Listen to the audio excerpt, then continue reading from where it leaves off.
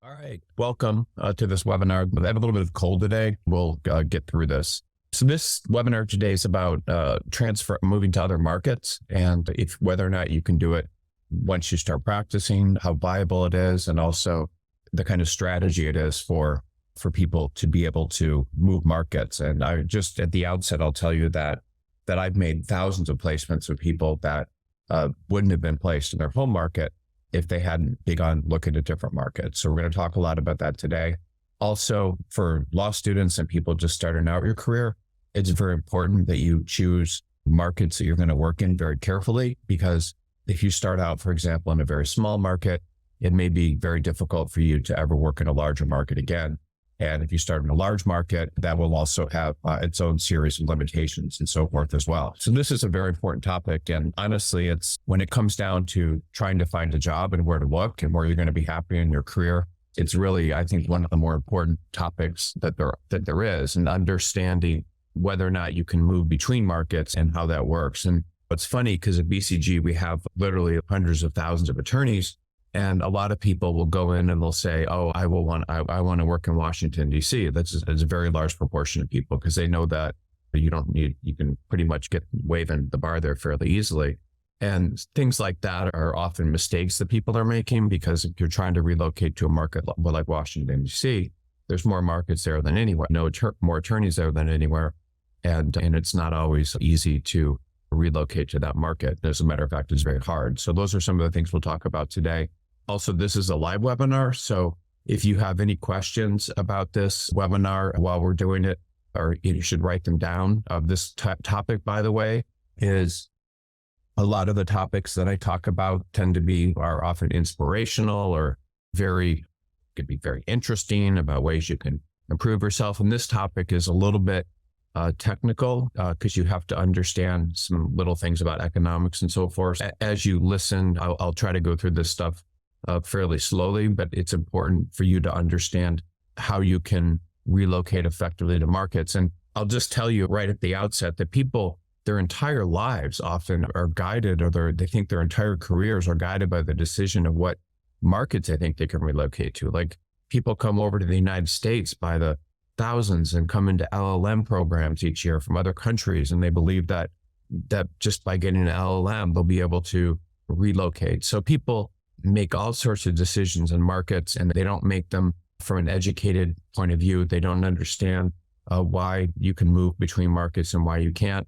But the biggest thing for you to understand right now is that it can dramatically improve your career, can save your career if you know how to relocate between markets. But you have to be able to do it intelligently, and you have to know when it's possible or when it's not possible, because I would say the majority of attorneys that are looking to moving between markets really don't have any chance. It's just there's reasons that it's impossible. I'll talk a lot about that today. And then there's also reasons when it is possible.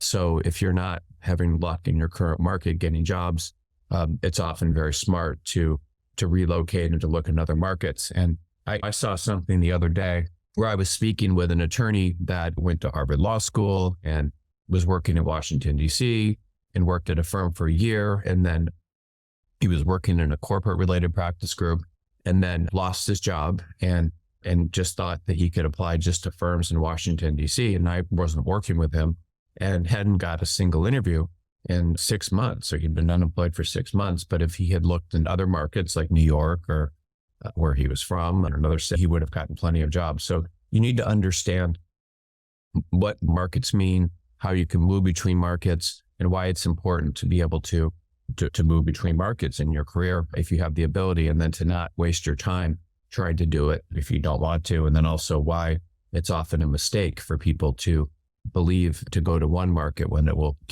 make it very difficult to move later on. So these are just some of what a law firm's looking at. Law firms need to look at financial considerations and other things when they're looking for that. So I'll talk a little bit about that today. And then as an attorney, you just need to be able to identify markets where you're going to be in demand, and then how you can establish yourself in another market, and just a lot of rules there. But the central thing to understand when you're talking about relocating markets. And I'm going to try to make this interesting because I know that if I had to go to a lecture about economics, I would probably be not too excited, especially, right before the holidays. But there's really, what really governs everything when an attorney is trying to move between markets is the law of supply and demand. And so you have to understand the needs of the law firm and what you want to do and the risk and how all of that plugs in to everything. So this is a little bit about the law of supply and demand. And this is really what controls whether or not a law firm is going to be interested in hiring you if you're trying to move between regions. If you're in Minnesota and you want to move to Colorado, that's going to control it. If you're in Cleveland, you want to move to New York, that's going to have a lot of things to do. And so what supply and demand just means is that if a law firm is hiring someone from another market, they have to understand, you have to understand if that's more likely to work or not. So if a law firm doesn't have enough people in a certain market, then they're often going to be able to overlook the risk and cost of hiring you when hiring from an outside market. And then if the market has a lot of people in it, the firms and legal professionals, the law firm doesn't have really any incentive to look beyond the local people. So that makes it more difficult for attorneys trying to move to those areas. For example, in Washington, D.C., there's an awful lot of people. So if you want to move to Washington, D.C. from Nashville, why would the law firm be willing to take that risk in New York if there's a bunch of people and there's more than enough talent in New York? So it's just, they would hire someone from an outside market, from a firm they know nothing about. It just doesn't make a lot of sense. So you have to understand this and how hiring decisions work. And it really has everything to do with whether or not people will get hired if you're trying to bring people, if you're trying to move markets. What happens is most law firms are risk averse in hiring people from other markets. So you can't just decide that if you're in Las Vegas, Nevada, you want to apply to a firm in Palo Alto. Law firms are nervous about bringing in people from other markets. And you have to think about the cost to the law firm. So you may think that because you have a really good background in something that a law firm is going to be interested in you if you're trying to switch markets. But the issue is if you don't work out, the law firm's going to have an expense related to hiring you that they might not have if they hired locally. A law firm that's hiring you from another location may need to pay relocation expenses. They may need to pay for bar review classes. They may need to give you time to study for the bar. And they also bear the risk that people may not pass the bar. And that's a big issue. For example, in California, law firms get burned all the time. I don't know what the pass rate is now for attorneys coming from other states and taking the attorney's exam, but I've seen it as low as 20%. So why would a law firm want to take a risk of hiring someone from out of state and then paying to relocate them there, and paying for their bar review class, paying for them to take time off to study for the bar exam, and then risking that they may not pass? That's a big risk. And because of that, firms in California are pretty much not going to hire you most of the time unless there's other reasons because of that risk. Why would they? They can hire people in California. There's plenty of people. It's the same thing with Florida. That's not an easy exam to pass. And so these are all things that a law firm's thinking about when they're trying to hire you. So you can't just pick up and send law firms in California resumes. What is their incentive in hiring you? And sometimes they're risking that there may have been issues that left you to leave your last law firm that maybe they wouldn't pick up. They would pick up if you were local. There's a lot of risk for the law firm that they don't have if they'd hired someone locally. And there's just a lot of risk. And a lot of times they're risking, the attorney may be moving because they haven't done good work and have asked to leave, or they don't know if it's you're on the voicemail, they don't know what's going on.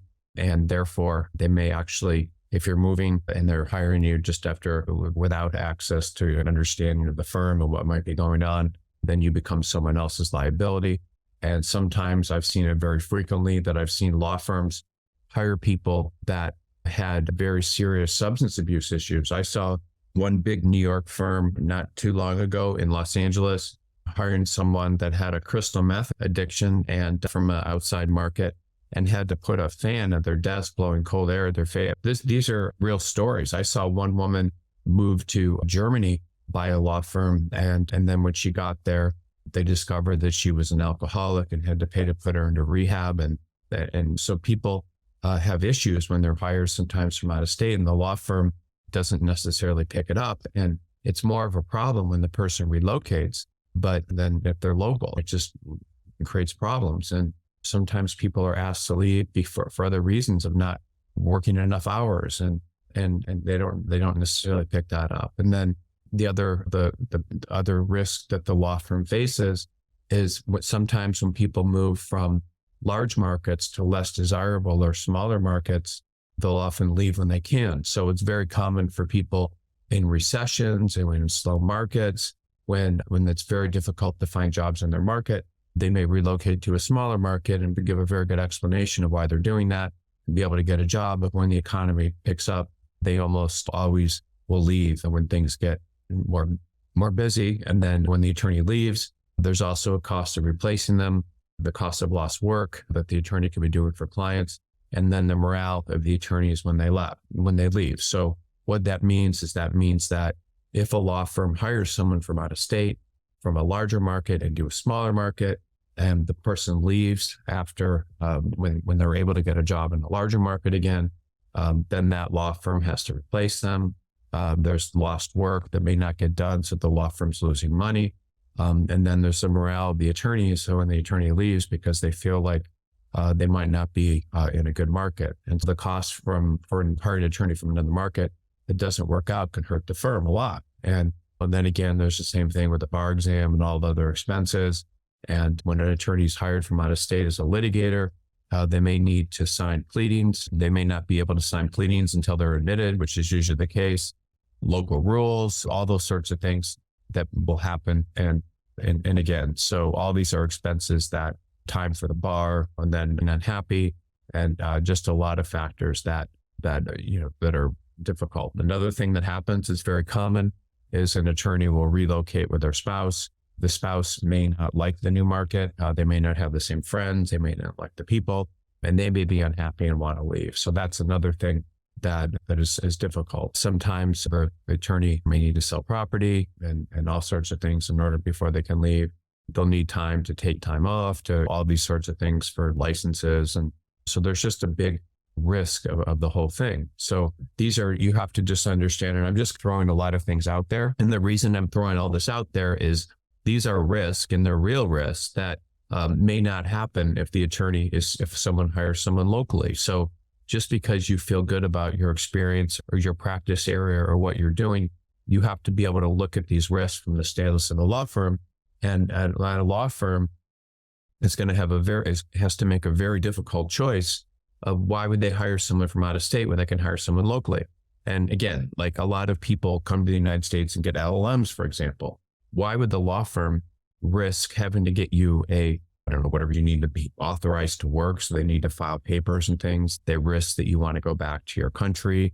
They have all sorts of risks that they wouldn't have if they hired a local person. But you just have to understand that there are a lot of risk from the law firm's perspective. And again, I will take your side in a minute, but I want you to understand of an attorney but I want you to understand the risks that law firms have when they're hiring people from other markets. If you need to pass the bar, that's a risk. If the law firm has to pay for your moving expenses, that's a risk. And these are costs. If you're relocating and you need to learn local rules before you're up to speed as a litigator, that's a cost of that. The law firm may need to write off your hours. So what happens is if you relocate to another market and you're not, you'll need to get often up to speed on those matters, and which is a risk, which I don't think is that big of a deal. And the law firm, if you're coming from a new market, the law firm risks that there's difference in terms of the quality of work that was expected if they were familiar with the firm and their work quality, and they may not have to do that if it was from a local firm that they're familiar with. There's also, again, in the law firm risks that you may not stay in the new market. So because of that risk, they're worried that you may leave, and a lot of people do. Also, if you relocate to a market where you don't have connections, there's the same risk that you may relocate back to a market where you have connections. If you're joining a law firm that pays less or is less prestigious than the one you're at, then they risk that you'll leave as well. They also risk that you may be fleeing a market because of problems with your work and issues with your reputation in the market. There are attorneys, by the way, that get blackballed at certain markets. It just happens. I've seen it quite a bit. and the law firm risk that you may have issues too that come to light in a new market. There's also the revenues that you could generate. So a lot of attorneys, when they get settled in one market, they're able to they have contacts and things, and then they're able to turn that into business. If you're moving to a new market, the law firm risk, you may not be able to do that. Also, there's a potential damage to the client relationships and the morale if you don't like the firm and say bad things about it to the attorneys there and are unhappy compared to the type of firm you're at before, especially if you're coming from a large city. There's a risk that if you don't like the firm that you're relocating to, you may maybe look poor to the client, that they're losing someone. You may say bad things about the firm to the client. You potentially undermine them and take the client. Sometimes people are just very toxic. So this is just a risk that every firm has when they hire you. But the idea of that is that if you are toxic, sometimes people are just not good. You're not sending off good vibes. They're difficult people to work with. So that's another risk that firms have. Morale from bringing in negative people is another thing. And then again, there's a risk that they may not have if they hired someone locally. They may be able to hire someone from a better firm. They may be able to hire someone with better experience from a better firm, not available in the current market, but the risk of those risks that they face may not be worth it. And really what you have to understand, this is basically always true, is that most law firms prefer to hire people locally than someone that's relocating. And if you're relocating to another market, you just need to understand that you definitely have to have a very strong selling proposition, which I'll talk about in a few minutes. But law firms are scared, and there's a lot of reasons that they can be scared. There's a lot of risks that you present. And ultimately, it's much harder if someone is relocated to your market to let that person go if they don't work out than it is if someone's local. And again, there's all the costs associated with bringing someone in. So you have to understand, especially as a lateral attorney, that there's a lot of risk. And again, law firms will take the risk if it makes sense for them economically, but it definitely has to make sense. And they're nervous about it. There's also markets that are very highly saturated with attorneys. So I talked to you earlier about different markets, and some of those markets are places like Los Angeles, Chicago, New York, Washington, D.C., Miami. These are places where there's an overabundance of attorneys. And when law firms have openings, it's not too difficult for them to find people. And so you can't just be sitting in Cincinnati and think that you can go to New York or Miami. You have to realize, like, why, given all these costs and these risks that I've talked to you about of bringing someone in, why would a law firm be willing to take such a risk of bringing someone in from a different market when there's plenty of people that they could hire locally? Why would a law firm in California be interested in hiring someone from Pittsburgh when there's plenty of people already in the market in, say, Los Angeles or San Diego? There has to be some reason for that. So Los Angeles, San Francisco, Orange County, Washington, D.C., Texas, different parts, most big cities in Texas, and just lots and lots of other areas. And New York City, of course, is one of the most obvious areas of the country. There are so many attorneys there that law firms have, unless there's a good reason to bring you in, that law firms do not have anywhere near as much incentive to hire you as outside of the city. One reason, by the way, that law firms like having offices in places like New York City and Washington, D.C., is it's very easy to find people. There are attorneys in almost every practice area and at every experience level in the city. So people think, oh, I'm a big deal. I can wade into Washington, D.C., which I think pretty much anybody can with a decent score of the MPRE. Why would a law firm care when I think Washington, D.C. is the highest per capita percentage of attorneys of any city probably in the world. There's tons of people there, but there's no risk of hiring them. And the reason I've told you all these risks at the beginning of this webinar is that you have to put yourself in the shoes of the firm. So you have to say, why would this firm hire me? Does the risk outweigh the awards? But law firms, again, can be very discriminating in who they hire. For example, anytime there's a job in New York or Washington, D.C.,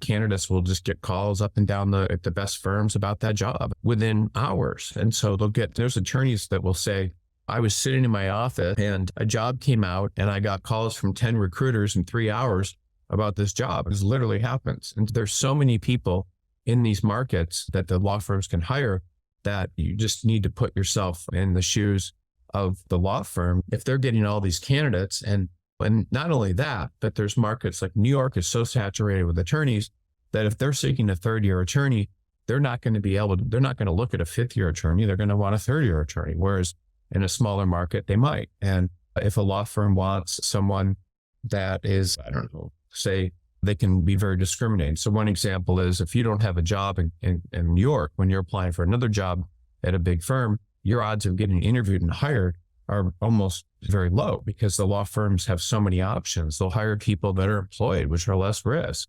And New York City would be an example of a very efficient market. Law firms love to be there because they get plenty of candidates. And because of that, there's no reason that law firms, unless it's an economic benefit and there's not enough attorneys in the market, there's really no reason for them to bring in outside attorneys. And what they'll do to eliminate the risk is they'll hire the best attorneys they can who are most likely to stay. This is also something to understand for law students. So if you're a law student and you're going to a local law school that is known or good in your city, say you're going to Wayne State in Detroit, which is a good law school in Detroit, but why would a law firm hire someone, a big law firm, hire someone that's even like number 1 or 2 in their class from that firm when they're overwhelmed with people from Harvard and Stanford and Chicago and Michigan and all this stuff? There's no reason for them to do that. They can hire the biggest law firms from top 10 law schools all day. So why would they hire you? And you just have to take all these things into account.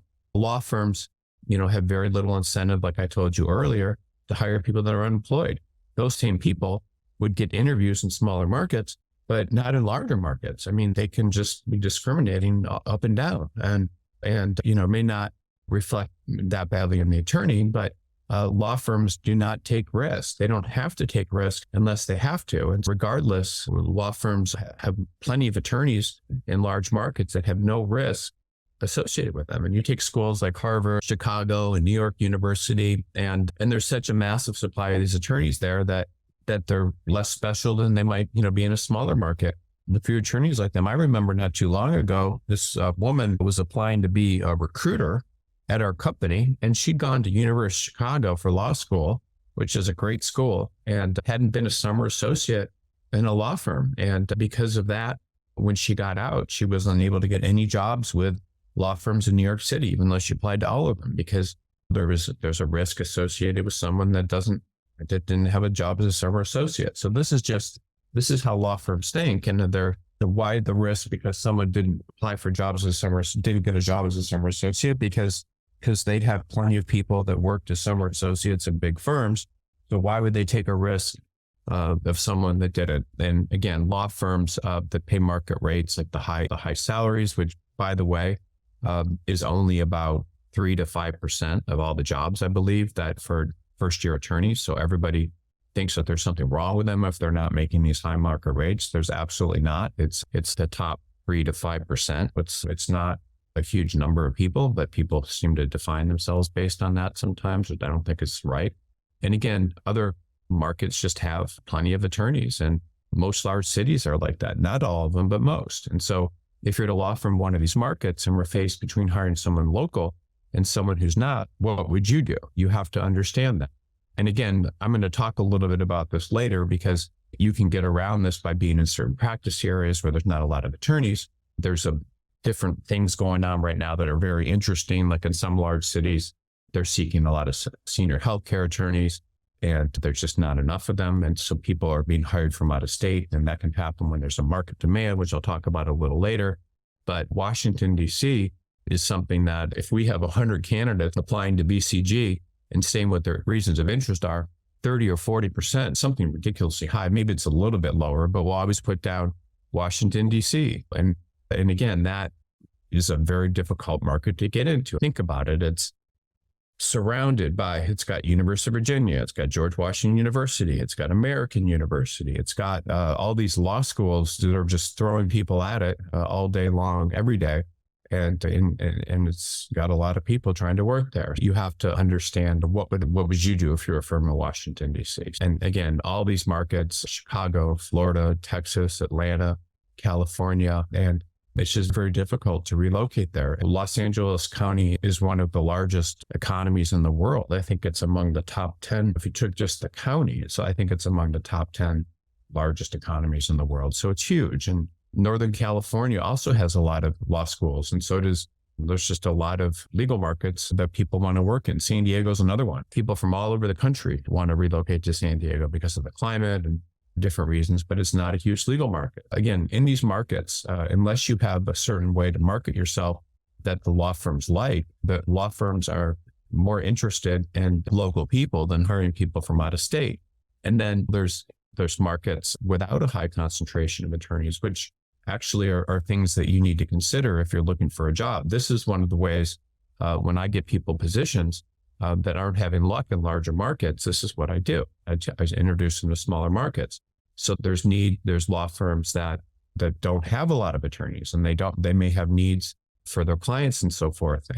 And so they don't have people locally that they can draw from. Law firms in mid-sized markets may frequently hire people from larger markets, and that happens. And law firms in smaller markets the smallest markets may hire people from middle markets. So if there's not enough people like them. And so it's actually a good idea for law firms in mid-sized or smaller markets to hire people from other markets, because if there's not enough attorneys to do the work and they don't have enough applicants, then they're willing to take the risk, especially if you have very good qualifications. And the other thing that's very important to understand too, and this goes to the heart of how you choose what practice area to be in, because the practice area you're in actually will totally have everything to do with how marketable you are. We're going to get ready to release the state of the market report in a couple of weeks. And then what we did with the state of the market report is we went and looked at all 300 practice areas and tens of thousands of results that attorneys got throughout the year. And there's certain practice areas where there's always not enough attorneys to fill local needs. And those practice areas can be very smart to be in. And many times you wouldn't even believe what the practice areas are. Family law is one of them. There's all sorts of practice areas, even workers' compensation, where people are moving between markets because there's just not enough local needs. And some examples, one of the most common examples is attorneys that have PhDs in rare disciplines. That's the attorneys with PhDs in the hard sciences in particular are some of the most marketable attorneys out there. They have no problem because there's just not a lot of them. And this is just something something that's marketable. So people from smaller markets go to larger markets. People from larger markets can move to smaller markets. So that's a very good practice area. Another one is risk and employee benefits. There's just not enough of those attorneys around. There never has been. So those attorneys get a lot of interviews because in most markets, there's not enough of them. So law firms will take risk on people that have that training because they don't have enough local attorneys doing that. Another one is healthcare transactional law. This has become a very important practice area. There's not enough people with that experience. And because there's not enough people from that experience, there's never enough attorneys in most markets for that. But if you have good experience in that, you can often relocate. Sometimes when there's a lot of work, you can move to a lot of markets, especially smaller markets. If you're in like New York, you can move to Detroit, or you can move to Cleveland, or you could move if you're doing securities laws, because there's not a lot of securities work in some of the smaller markets. So if they get a securities attorney, that's very good. And then sometimes trademark attorneys, if a lot of, that's another practice area. So anytime you think about what practice area you're in, you should think about the benefits. If you do want to relocate markets, you should think about the benefits of what practice area you're in. And I'll talk a little bit next about the economics of each market, but sometimes, corporate has been like the most active. And so people from small markets can move to big markets when there aren't enough people. So I'll talk a little bit about that. Again, you have to understand the economics of different markets and how lateral attorney demand is controlled by that. There's various times when the demand for legal services vastly exceeds the amount of people in the given market. And again, when that happens, a lot of good things happen to attorneys. This particular point in time, which was 1998 until about November of 2000, there were so many corporate related openings in Silicon Valley and San Francisco. It was amazing. what was happening is law firms were getting all sorts of work from startup companies, which are basically being funded by venture capital and private equity and so forth. And they were all trying to get a gold rush in the internet space. And what was happening is all those attorneys were being recruited away from all the local law firms because the companies were offering them stock options, and certain attorneys got very rich very quick when they stock options, which are essentially worthless companies, but the market also gave them a lot of money. So people were getting rich. So everyone was leaving the law firms that was local and going into companies. And then what happened at the same time is Gunderson Detmer, which was a well-known, still is, but a very known corporate law firm that was raising money and so forth for companies and doing their corporate work, ended up raising their salaries by 50%. So the starting salaries went from 84,000 to 125,000, like overnight. And they were the first firm to ever do it because they were losing so many people. And law firms couldn't hold on to attorneys. Law firms, it was crazy. Like I had people I remember I had one guy that was at a 3 or 4 person law firm in a strip mall in New Jersey doing corporate work for small local businesses with 3 or 4 guys. And he was recruited by, I'm not even going to say the name of the firm because I don't want them to get mad at me, but major US law firm in Silicon Valley. And they flew he and his wife out for an interview and put them like at a suite, a nice hotel. So there was such a demand there that law firms were taking people. Some of the largest law firms there, actually, because you had to take the bar, they would set up these conference rooms where they would be large conference rooms where they would be teaching people to pass the bar, giving bar review classes, and use auditoriums to do it. The demand was crazy. And this is a funny story. I had one candidate that had a morning interview at a law firm where he got an offer, or it was a woman actually, she got an offer in the interview. And then after the interview, she had some time to kill before a plane or something she was going to catch. And then she saw a advertisement for an attorney to work in a local tech firm in a movie. It came up on the screen before the movie started. And after the movie, she stopped by the company and to give them her resume, and she was hired. And then told me she was no longer interested in the firm. This is how crazy the market was back there. And then what ended up happening, and this happens all the time, and I've seen this multiple times with the corporate in particular, as there was no longer a need for so many attorneys in that. And by early 2001, and actually by November the firms all ran out of work. They started letting entire classes go. They delayed hiring first-year associates. They told them to take a year off. And then sometimes they would hire first-year associates, and then they would just sit there. They would put them like in other office buildings because they didn't want to demoralize all the other attorneys there. And then they would all let them go. And they would give horrible performance reviews to people, encourage them to leave. And because there was no corporate work, suddenly it was a bad thing to be a corporate attorney.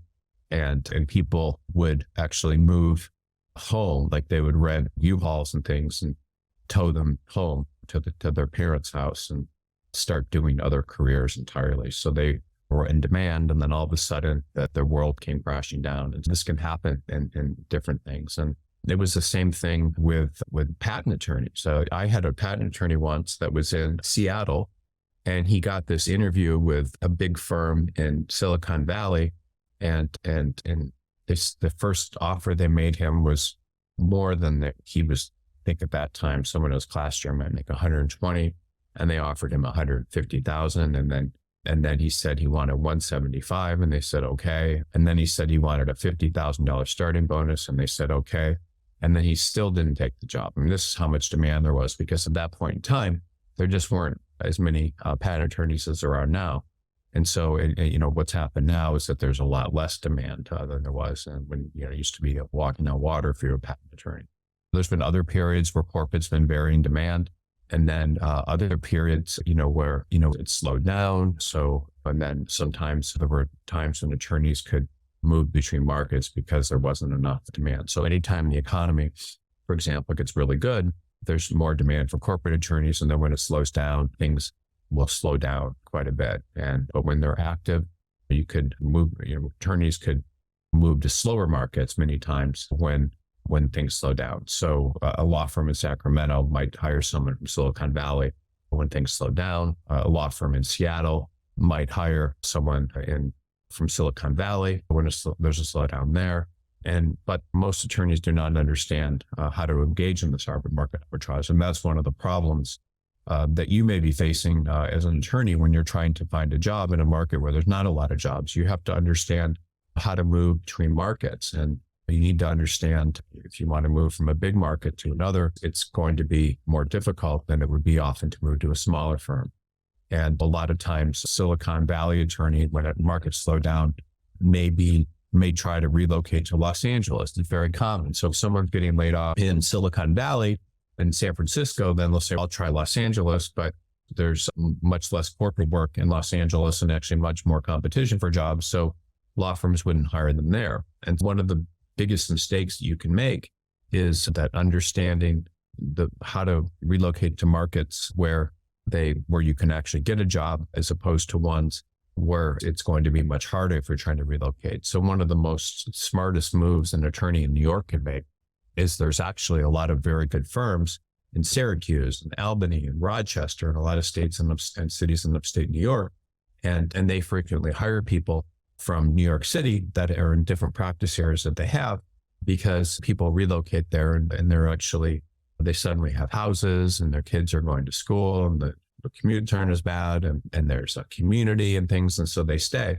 And so that is a smart move many times that attorneys make. A securities attorney in New York City could relocate to Syracuse these are smart moves. And again, what I recommend everyone try to do, and this is you included, if you're in a major market and trying to get a job and you're not, it's either you have a couple different choices. One is to relocate to a firm that pays a lot less, that may not be as good.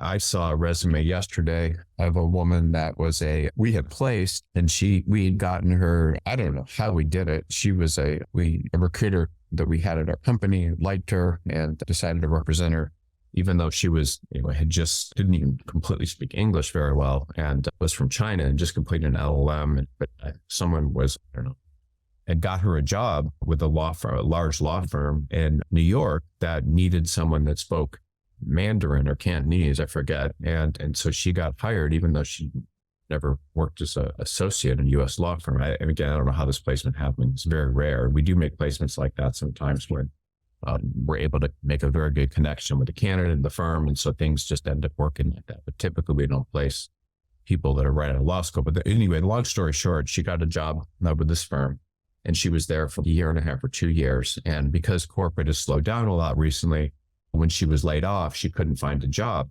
So what she did was she took a job doing like foreclosure litigation or something at some real estate law firm instead of corporate M&A. So these sorts of things are what happen when many times if you're insistent on staying in a large market, when you lose a job, you may go into firms that, in types of jobs that are are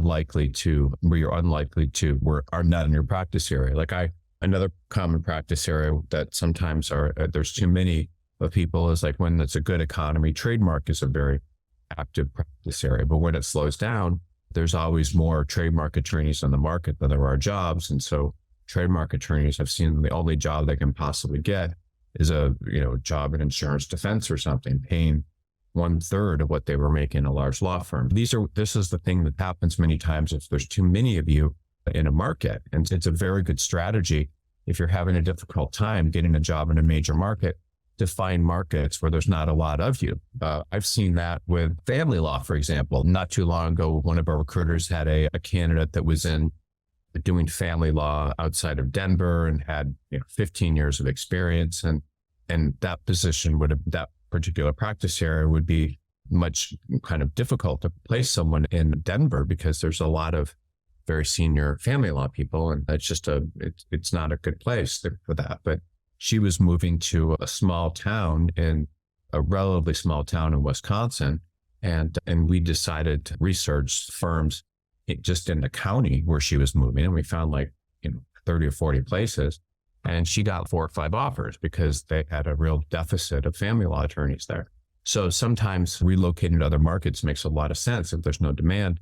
And also, if you're from a large market, you can relocate to a smaller market.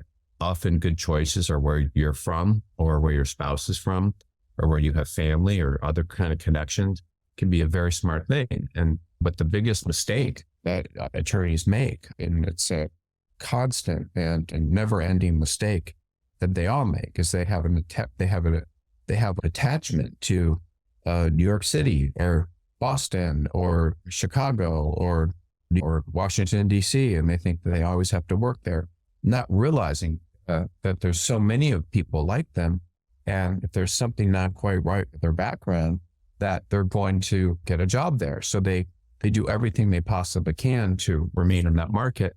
And often that means long periods of unemployment, just tons and tons of people. I was working not too long ago with again, another guy that gone to Harvard, and Harvard is a big law school. I don't know, there's 550 plus people graduating from there a year, plus 100, 200 LLM students, and just all these people pouring out of there. And this guy was in New York City, and he had never been he'd been a summer associate at not a great firm. And so when he got there after law school, the best job that he could get was as a personal injury attorney, which completely didn't fit his personality. But what if someone from Harvard Law School relocates to a market where there's hardly anybody from Harvard Law School, where someone from Harvard Law School is like a celebrity? That's an example would be Detroit, where I'm from. There's not a lot of people from Harvard Law School there. They'd be a celebrity. And so in terms of how highly people would think of them in that market, but people don't do this. They try to stay employed in larger markets. One of my first hires at BCG was this guy that had gone to Columbia Law School and done very well there, but he never had gotten a summer associate job. He never gotten a summer associate job just because his personality wasn't not someone that you normally would hire in a law firm. He's very academic, very nerdy, that's still a very nice person, but he could not get a job. And if he had gone to try to work in a market other than Los Angeles, I'm sure a lot of firms in smaller markets would have been interested in him. So you have to be very careful if you are trying to stay in large markets and there's too many of you. I'm just being very clear about this because this is a mistake that many attorneys make, and it ends up destroying their careers. They never get anywhere, and they feel badly about themselves if they've done something wrong. And it's no different. If you're applying to colleges, just think about it this way. If you're applying to a great college like Yale or something, and you get 1,100 on your SATs, when the average applicant there has 1,550, obviously they've got plenty of people besides you that they can admit. So if your background's not up to par, then they can find better people. Why would they admit you? If you were maybe an incredible athlete or something, they might, but they have no incentive to. So why would a law firm hire some certain types of people if they've got more than enough people without your background? I talked a little bit about earlier, like the senior healthcare or health science related attorneys in large markets. There's tons of openings right now for senior healthcare attorneys. There's lots of people that they're drawing from. They're hiring people from out of state. It's being driven by basically a lot of plaintiff related work against hospital systems and healthcare companies. And so that's right now very much in demand. And so there's just times in history when certain practice areas are more apt than others. One of the things that I always recommend, people don't, but I recommend is because you're an attorney, what you're selling is your services. So you should always understand the marketability of your services. You should understand how marketable you are, how many jobs there are, where you can work, what's going on. And one of the companies that I run is Law Crossing, which basically consolidates jobs from every employer website. You can use that to see your marketability in law firms and in-house. And if you don't see a lot of jobs in a market and you see a lot more in another, that can tell you something. You certainly can use other sites like LinkedIn or Indeed and things to look at that as well. You could also use BCG to see if you were to search for jobs, like where are there more jobs and where are there less? And if you see a lot of jobs, that's showing you that maybe there's a deficit in those markets. And especially when they start seeking different things that are not normal. So you need to basically understand your marketability at all times. And the dumbest thing you can do is just sit there a lot of time and work and not understand where people are buying people with your legal skills. You just need to be aware of that at all times, because if you're not, then if you are aware that you're more marketable, that gives you more options to leave and do things. If you're not marketable, that means you have to do whatever the heck you can to stay where you're at and be very careful.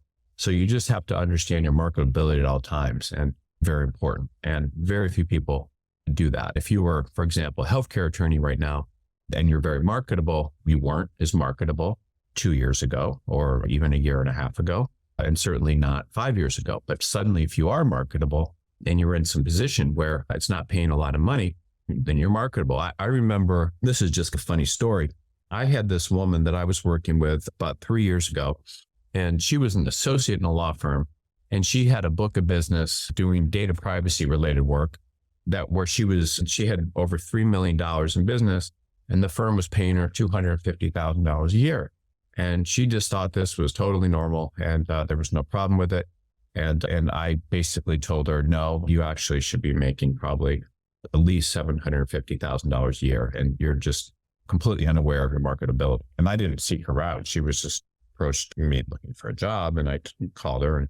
But so sometimes you're much more marketable than you realize. And so you need to always be aware of your marketability. And if you're not marketable in one market, then you need to understand that. But you need to watch jobs. You need to see where there's demand in your market. And if there's a lot of demand, and the type of firms where there's that demand. And if you don't see that demand, then you have to be careful. And then there's often cultural biases of law firms hiring people.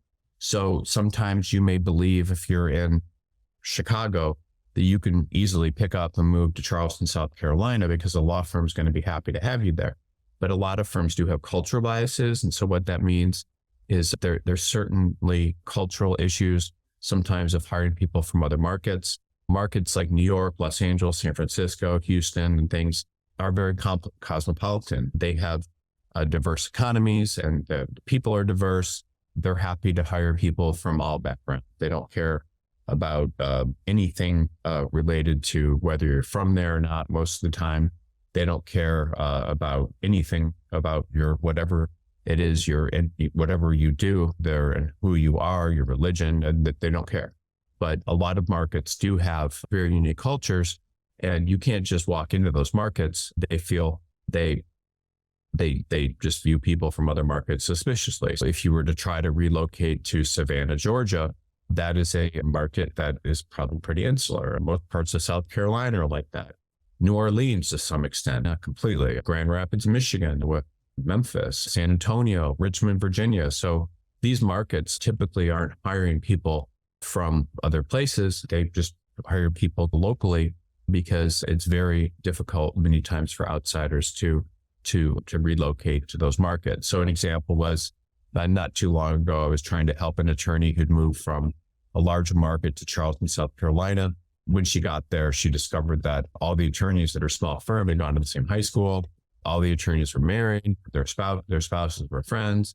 The children attended the same schools and participated in sports together.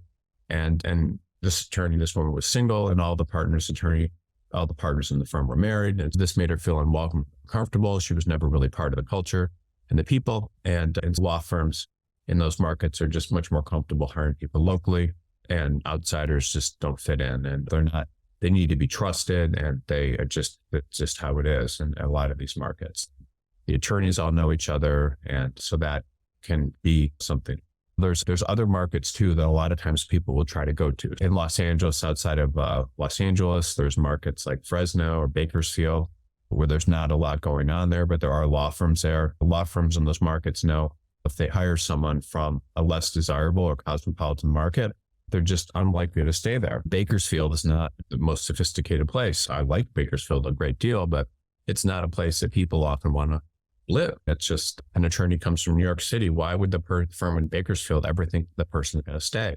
Most smaller markets will only hire people if they come from a more sophisticated market. And if that attorney has a strong reason for being there, they're likely to stay. It's just unlikely. They're unlikely to be accepted and integrated into the market. Again, what law firms look for, this is just important to understand, is if the attorney is likely to stay. If you are trying to go to Charleston, South Carolina, and you're actually from there, like you grew up there, then the law firm is more likely to hire you. If your spouse is from that market and you're trying to relocate there, they're more likely to hire you. All these things can help. Sometimes even extracurricular activities, things can help, or outside interest. I saw once, not too long ago, a professional skier relocate to Colorado. And this was at a time when there were really no jobs in that person's practice area. And, so they hired the person because they believed they would stay because of skiing. And then other times, it's very important if the person's from there. So attorneys can be hired from smaller markets to larger markets. Sometimes if the person, there's reasons that they believe they'll stay there. Again, smaller markets I've seen, and this is important to understand how this works. So if you're in a smaller market, like example would be Detroit, and you want to move to New York, actually that's a pretty interesting move. So if you're a very good firm in Detroit, some of the firms would be like Miller Canfield and Miller, a few others, and you want to work in New York, and you go and you take the New York bar exam while practicing law in Detroit, and then you apply to New York law firms. If you're at a very good law firm in Detroit and you went to a decent law school and so forth, the law firm in New York, if they take a risk on you, will think this person's going to be very happy to get out of a smaller market into a larger market. They took the New York bar, they're serious about it. If we hire them, they're likely to stay and they're likely to work hard because they don't want to go back to the smaller market. And New York's more cosmopolitan and the work's more sophisticated, law firms pay more money, then they think that's a good thing. And they think that if the person relocates to New York, they're probably not going to go back to their home market. And many times hiring someone from Detroit in New York might even be a better bet, and someone that's more likely to stay than from New York being hired in New York. And this is showing you the way law firms think.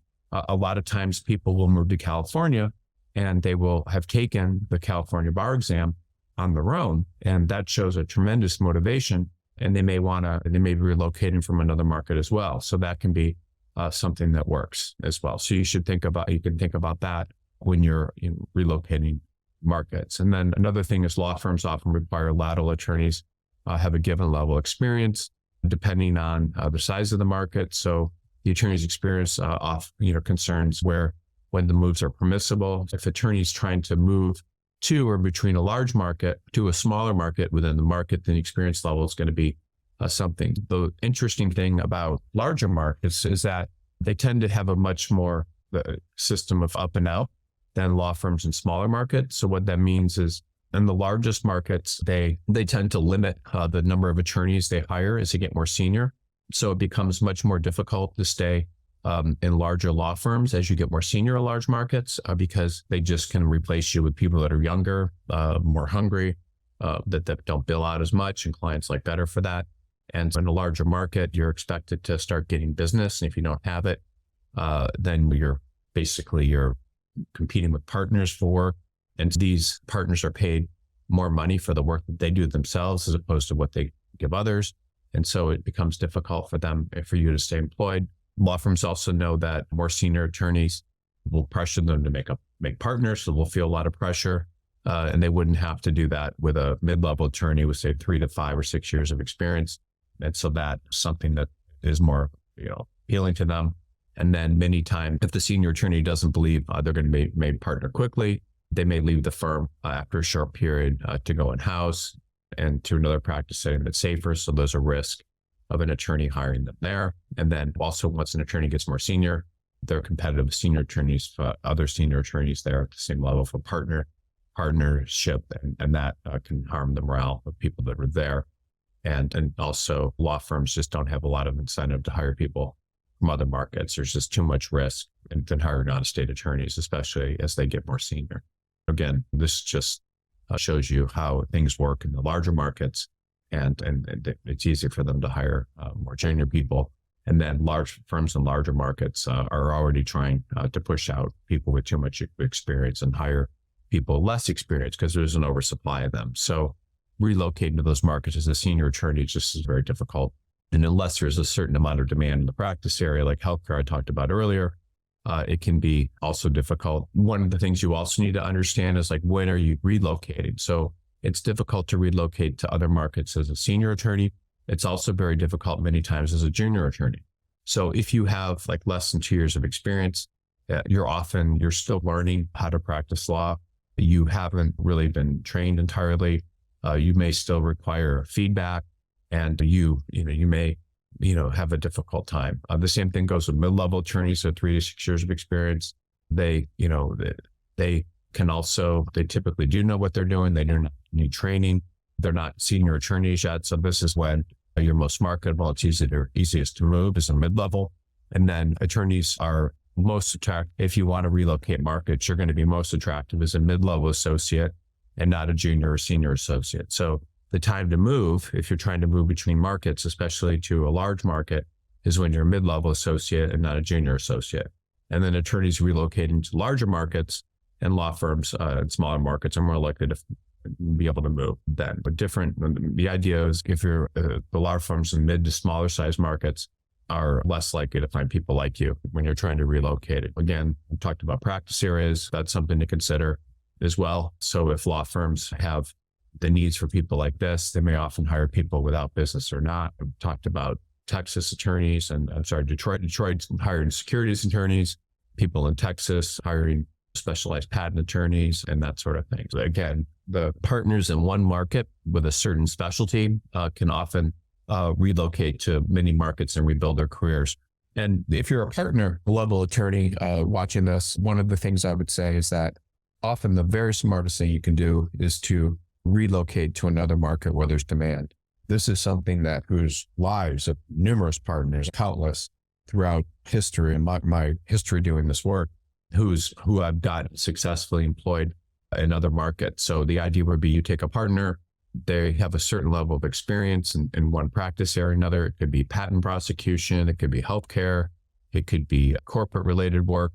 And what you do is you find a market where there's firms where there's not a lot of people like them and you can relocate. And often it's a smaller market and you can keep your career going. I've seen people that lose their jobs. They may have lost it for substance abuse issues. They may have been accused of sexual harassment, but they're often able to get jobs because of their experience in smaller markets that will overlook that because of the attorney's business or the attorney, because there's not a lot about them. Many times what will happen also, and this is a very common thing that I hope everyone understands, is a lot of times lawyers with very little experience, sometimes like less than a year, will lose their jobs in large markets and they'll feel like their careers are over.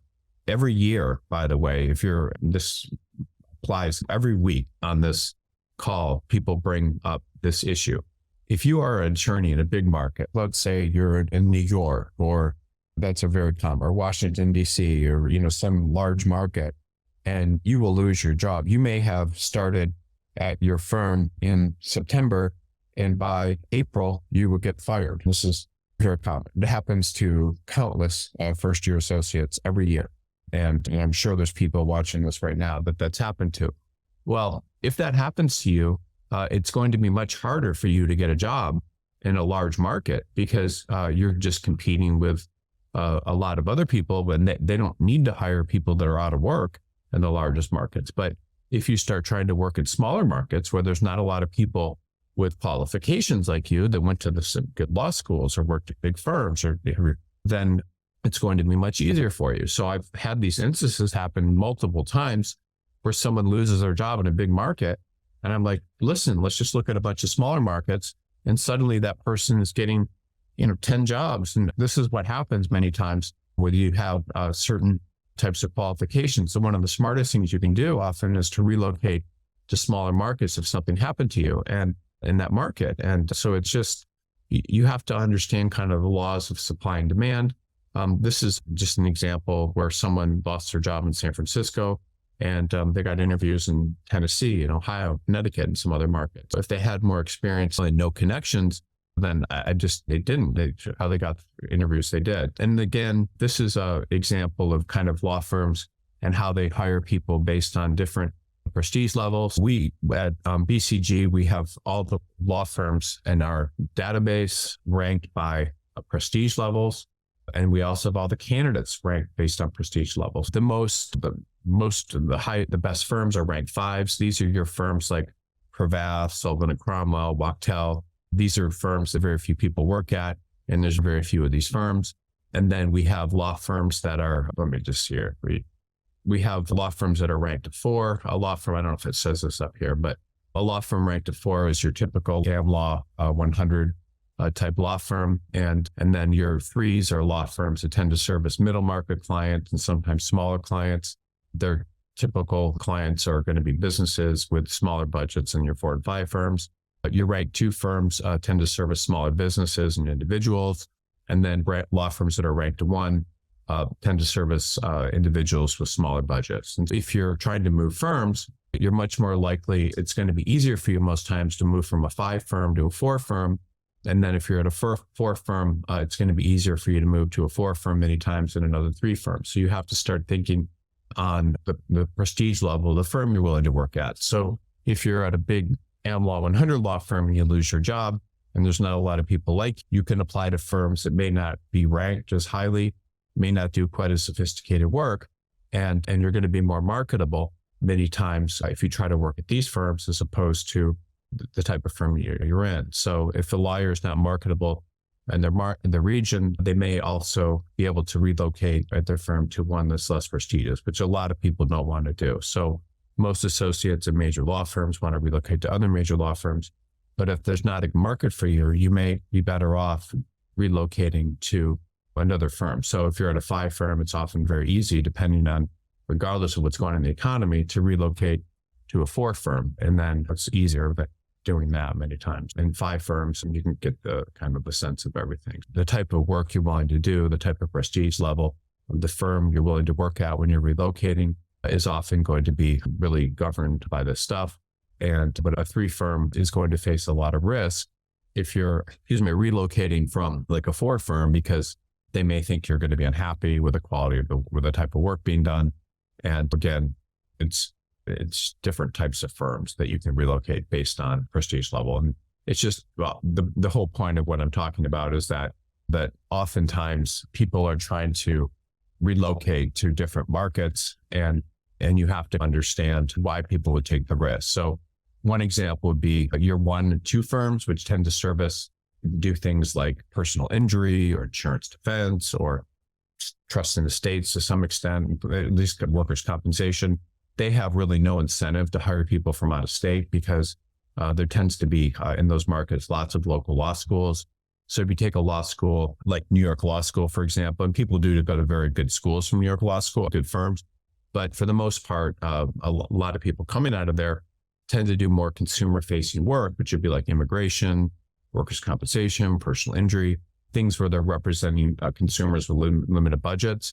And if you want to relocate to New York and do something like that, in most cases, because there's so many law schools around New York, like New York Law School and Pace Law School, that are training people out to do that work, can be very difficult because those same law firms have a lot of people trying to work there than needing to take people from other markets.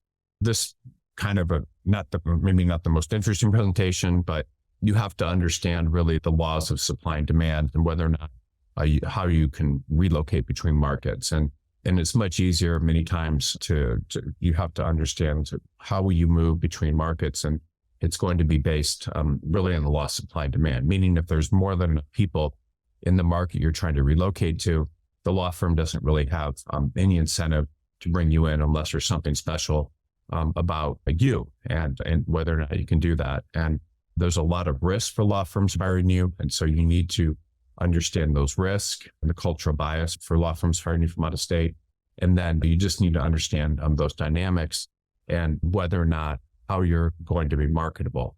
And again, I think pretty much that this is one of the more important topics that you can talk about. It's a little bit difficult to make sure you understand it.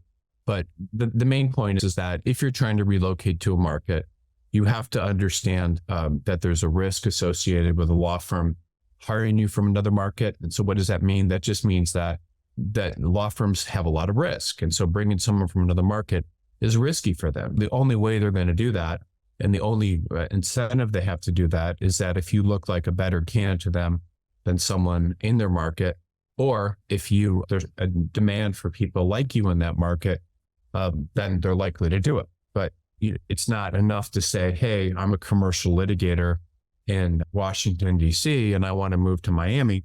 What is the incentive of a law firm to hire you in Miami if there's more than enough of you? So there has to be something unique about your background or the work that you're doing in order for that law firm to take a risk, because there is a risk that they're not going to hire you. You're not going to be able to get a job.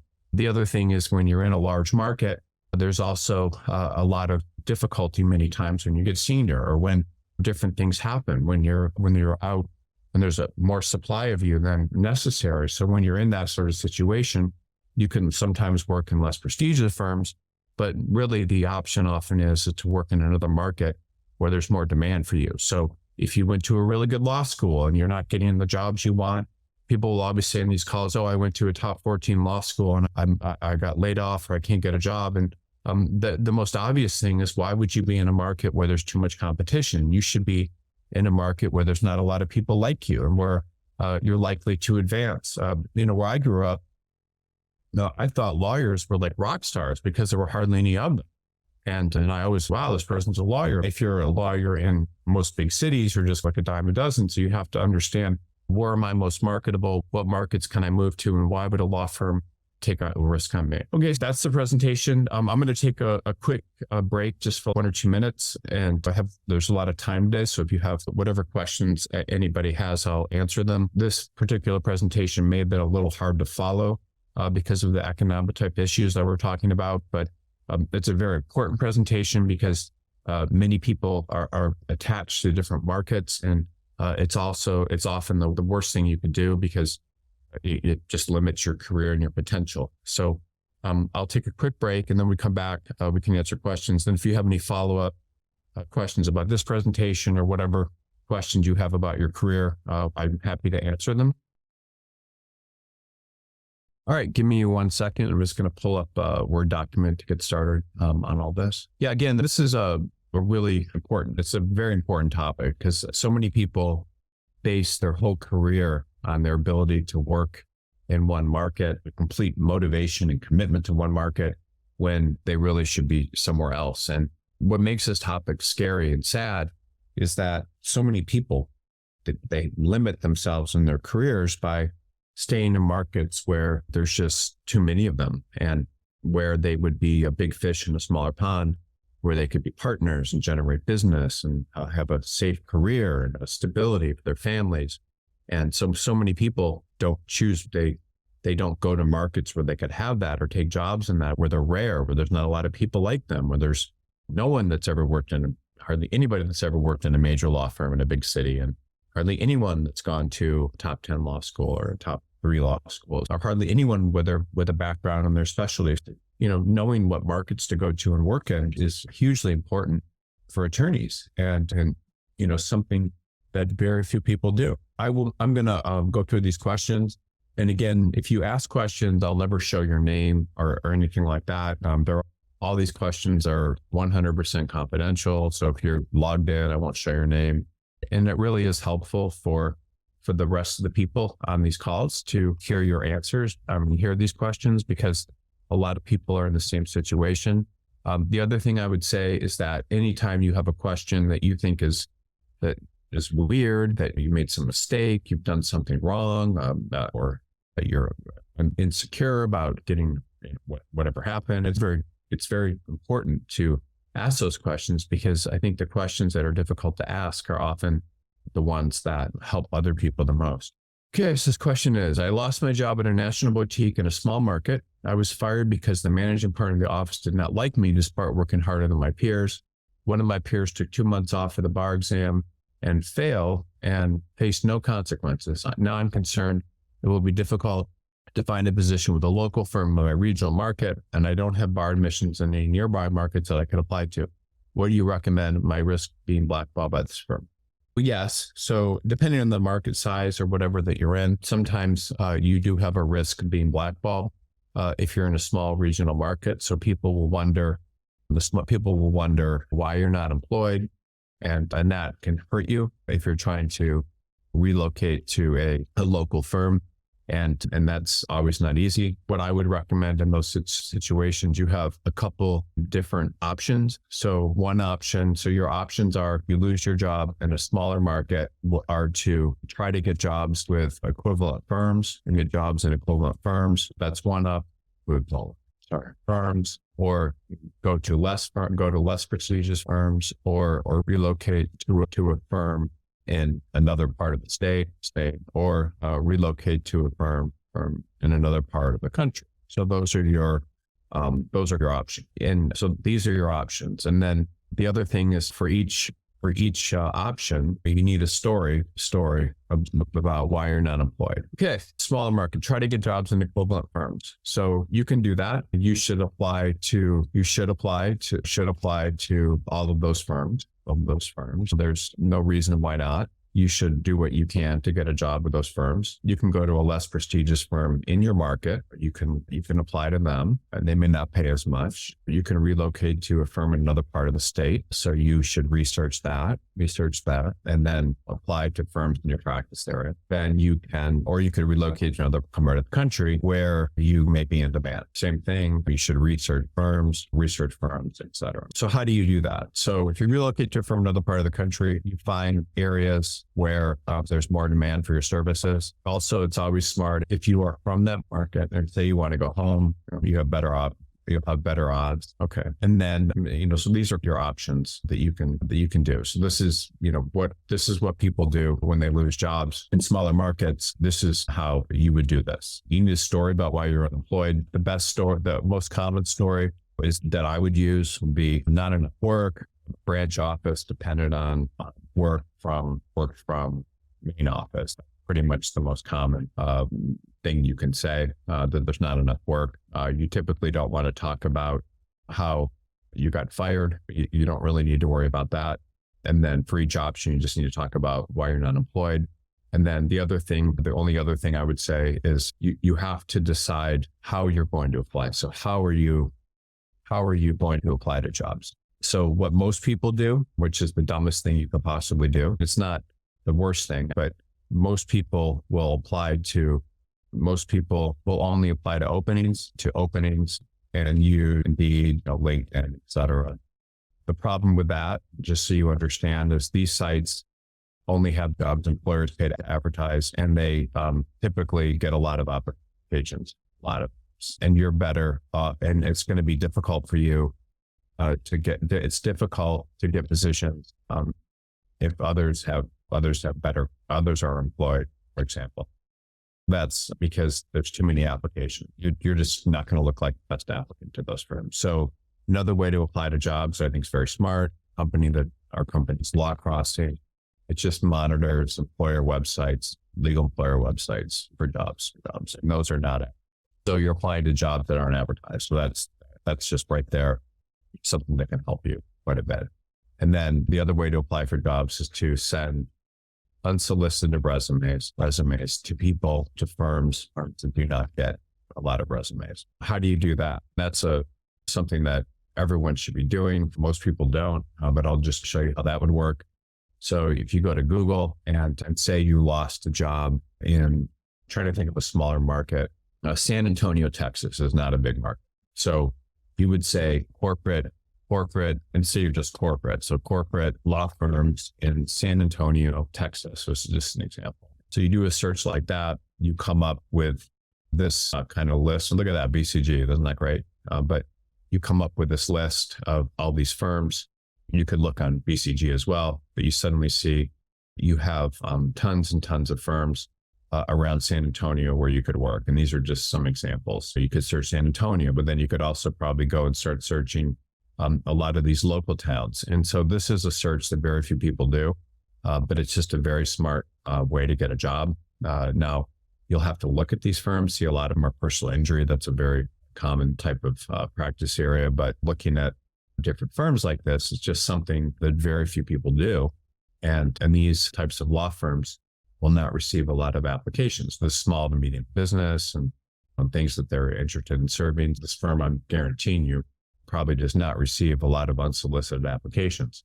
And so if you're able to apply to these people, you're going to have a much better opportunity of getting a position than you would if you were just applying to firms on your own. So this is a mistake that a lot of people make. And so if you were in San Antonio and you lost your job, then it would be smart of you to probably apply to firms like this, because you're much more likely to be able to get a job. And this is something, again, most people will go to Indeed and they'll search and they'll say, oh my God, there's only 3 jobs. And those 3 jobs, by the way, are advertised and they're probably getting a great number of applications. Whereas if you're applying for jobs this way, you're going to get a lot more. Everybody should be doing this with their search, but you should do it with pretty much anytime you're looking for a position, you need to think about, how do I look for jobs this way? What do I do to try to find a position? You also can look at all these BCG firms. So there's all of these law firms. I can't believe that there's all these law firms in San Antonio. Wow. Looking at all of these firms is going to be very helpful for you if you're able to use these firms to find positions as opposed to just doing things the way everyone else is doing. The other thing you could do is if you wanted to search, you could say, what are the, so just an example, what are the largest cities, within 100 miles of San Antonio? I'm just showing you, this is how, smart people search the jobs. And then you get, what big cities are near San Antonio? So you have New Brassfield, then you start doing searches with these sites of searches. If you're going to get a job, you need to be smart, and you need to research, and then you need to find things. And applying to firms in an unsolicited fashion is very smart.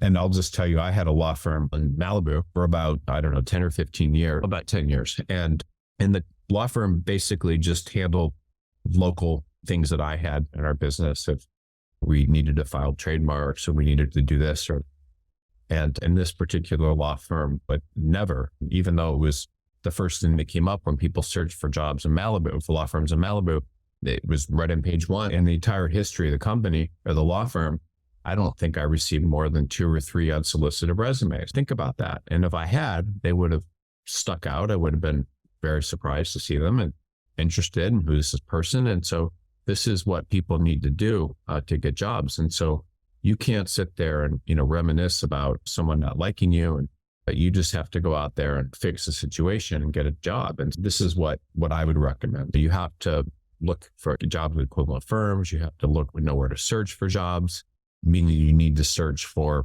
places where other people aren't doing it. So again, all this is about the law of supply and demand. But if a job is advertised in Indeed and LinkedIn, there's definitely going to be a lot of applications. And so why is that? It doesn't benefit you. So if you look at Law Crossing, you're going to see jobs that aren't advertised. That benefits you because they're not getting as many people. And then if you're sending jobs to firms that typically don't receive a lot of unsolicited resumes, if they have the work, they're going to hire you. And that's not to say you just send it to the HR director. You find someone you find someone in that firm that may do the kind of work you do, or went to the same type of law school, and you try to contact them and get interest. And so you have to be smart about that and how you're applying, but you definitely want to make sure that you're doing everything you can to apply to jobs. And again, I see this over and over again. I see so many people fall on their face when they lose a job, they don't really know how to deal with it, or when they want a job, they don't know how to deal with it. And you need to understand the way to find jobs and find opportunities. And you can certainly do it through a recruiter, and this is the kind of work that we do, but you can also do this on your own. And frankly, law firms in smaller markets just don't receive a lot of applicants, and you need to know how to find positions in that market, or take your experience and package it. And again, you need a story about why you're not employed. The story is not going to be someone didn't like me. That doesn't help you. It has to be something along the lines of there's not enough work. The law firm the branch office has been shrinking. The partners from business are leaving. Something that doesn't make you sound bad and works. And then relocating to other markets from where you're at. Sometimes you may be in a specialty as well that's in demand in large markets, and you can relocate there. But that's how I'd recommend doing that. I'm sorry I hope that information I'm providing you, it's helpful. You just need to remember that everything is about the laws of supply and demand. So the more people there are trying to do something, the more trouble you're going to have. The more you put yourself in a position where you're not competing with a lot of people, the better off you are. So Law Crossing, looking at employer websites with jobs that aren't advertised to be helpful. Obviously, unsolicited resumes to the right people inside of firms that don't get a lot of resumes is all helping you with the law supply and demand. This is too much supply for the demand. And I make these points to everyone. And when people do follow this stuff, it works. For some reason, for a lot of people, this is not what law schools tell you to do. It's not, and some law schools do, but a lot of law schools will not tell you to send unsolicited resumes, because if everyone did that in a law school, they don't want one employer to get hundreds of people in their cities. So they try to limit that and control it, which I would do too if I was a law school. But it's just, this is how it works. This is the way to succeed. And then this is not enough supply for the demand. So this is how you're able to find opportunities that other people aren't by doing things this way. So law crossing, unsolicited resumes, sometimes even networking is a good way to do that too. I'm sorry to provide so much information, but this is just hugely important and something that people don't do, and then they basically go out of business as a person. And that just brings me to one final point: is your law degree and bar and so forth makes you a business. That this is what a law degree obviously past was. You would get a law degree, then you would open up a practice in your town or something to start practicing law. So your law degree and bar passage is a business. So businesses either expand and stay the same, or shrink, all this kind of stuff, shrink or go out of business. How are you going to run your career? What are you doing? Are you trying to stay in business or business? What are you doing? What are you doing to stay in business? And so these are, how are you going to run it? Are you going to make decisions that are going to make you stay in business? And so you need to think about yourself as a business. And most people don't. They think about themselves as me, or what they put themselves in a position where they're not thinking of themselves as a business. So you need to think of yourself as a business and how you're going to stay in business, the decisions you're going to make. What are you going to sell? What are you going to sell? What are you going to sell and where? What are you going to sell? That's your practice area, your experience, business, whatever. You need to sell that. But the big thing is, where are you going to sell it? Are you going to sell it?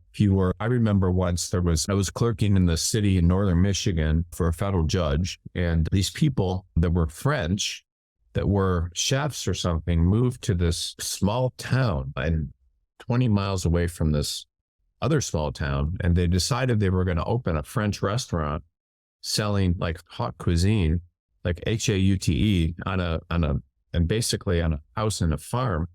And if they were in like a bigger market, it probably would have been incredibly popular, but they were lucky to get 2 or 3 people showing up per night to eat there. So the point is, if they'd open a restaurant, these were, one of them worked in a Michelin star restaurant or something.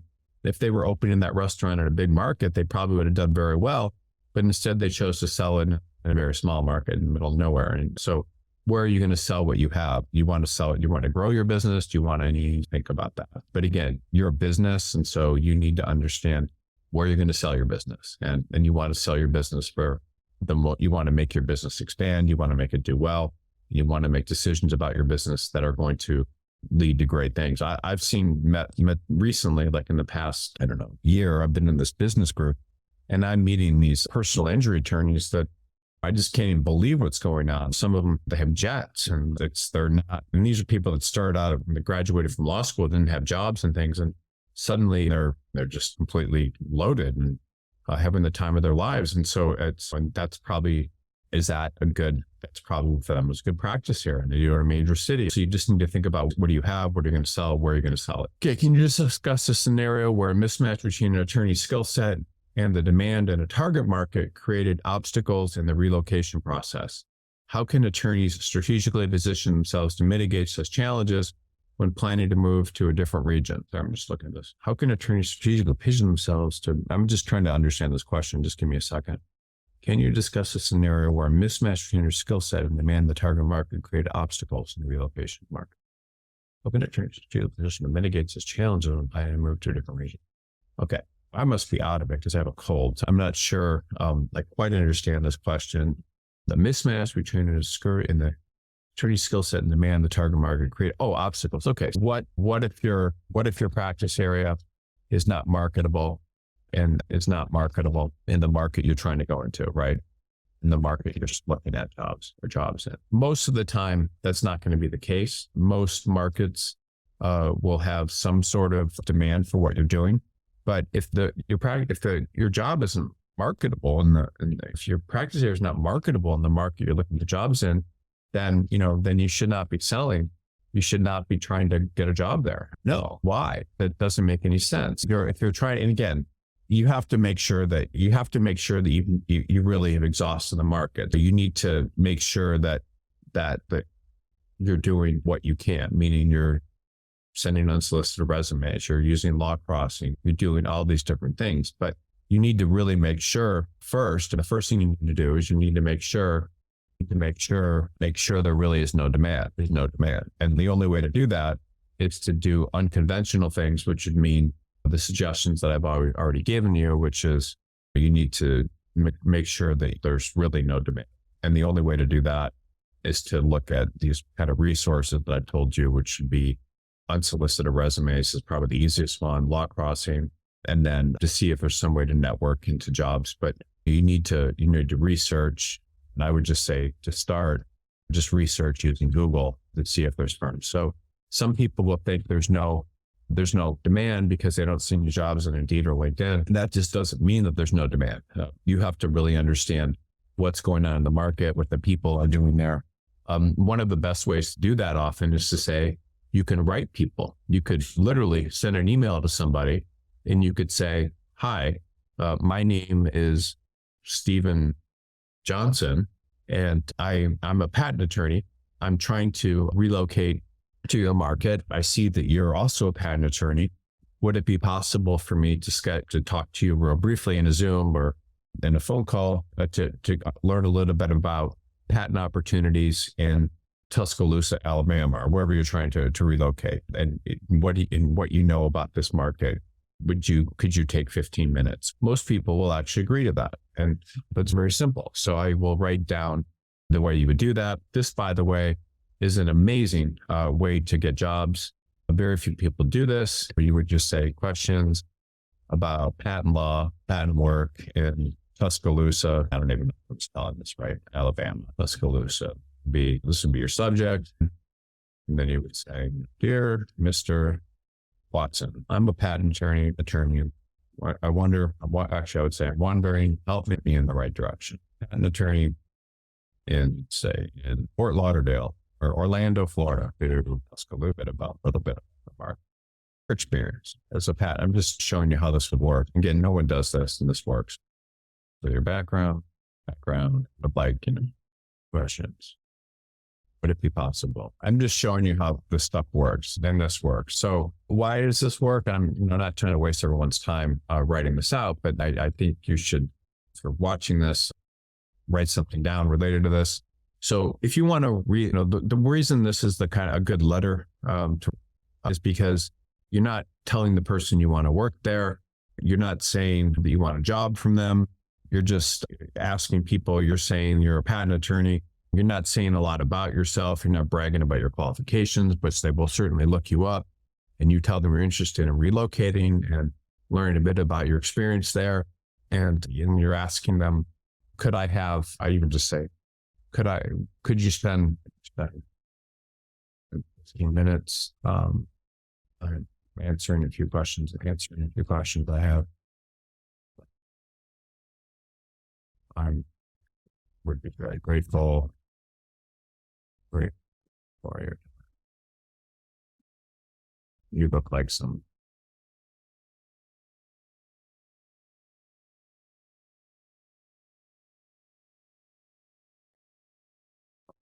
like that.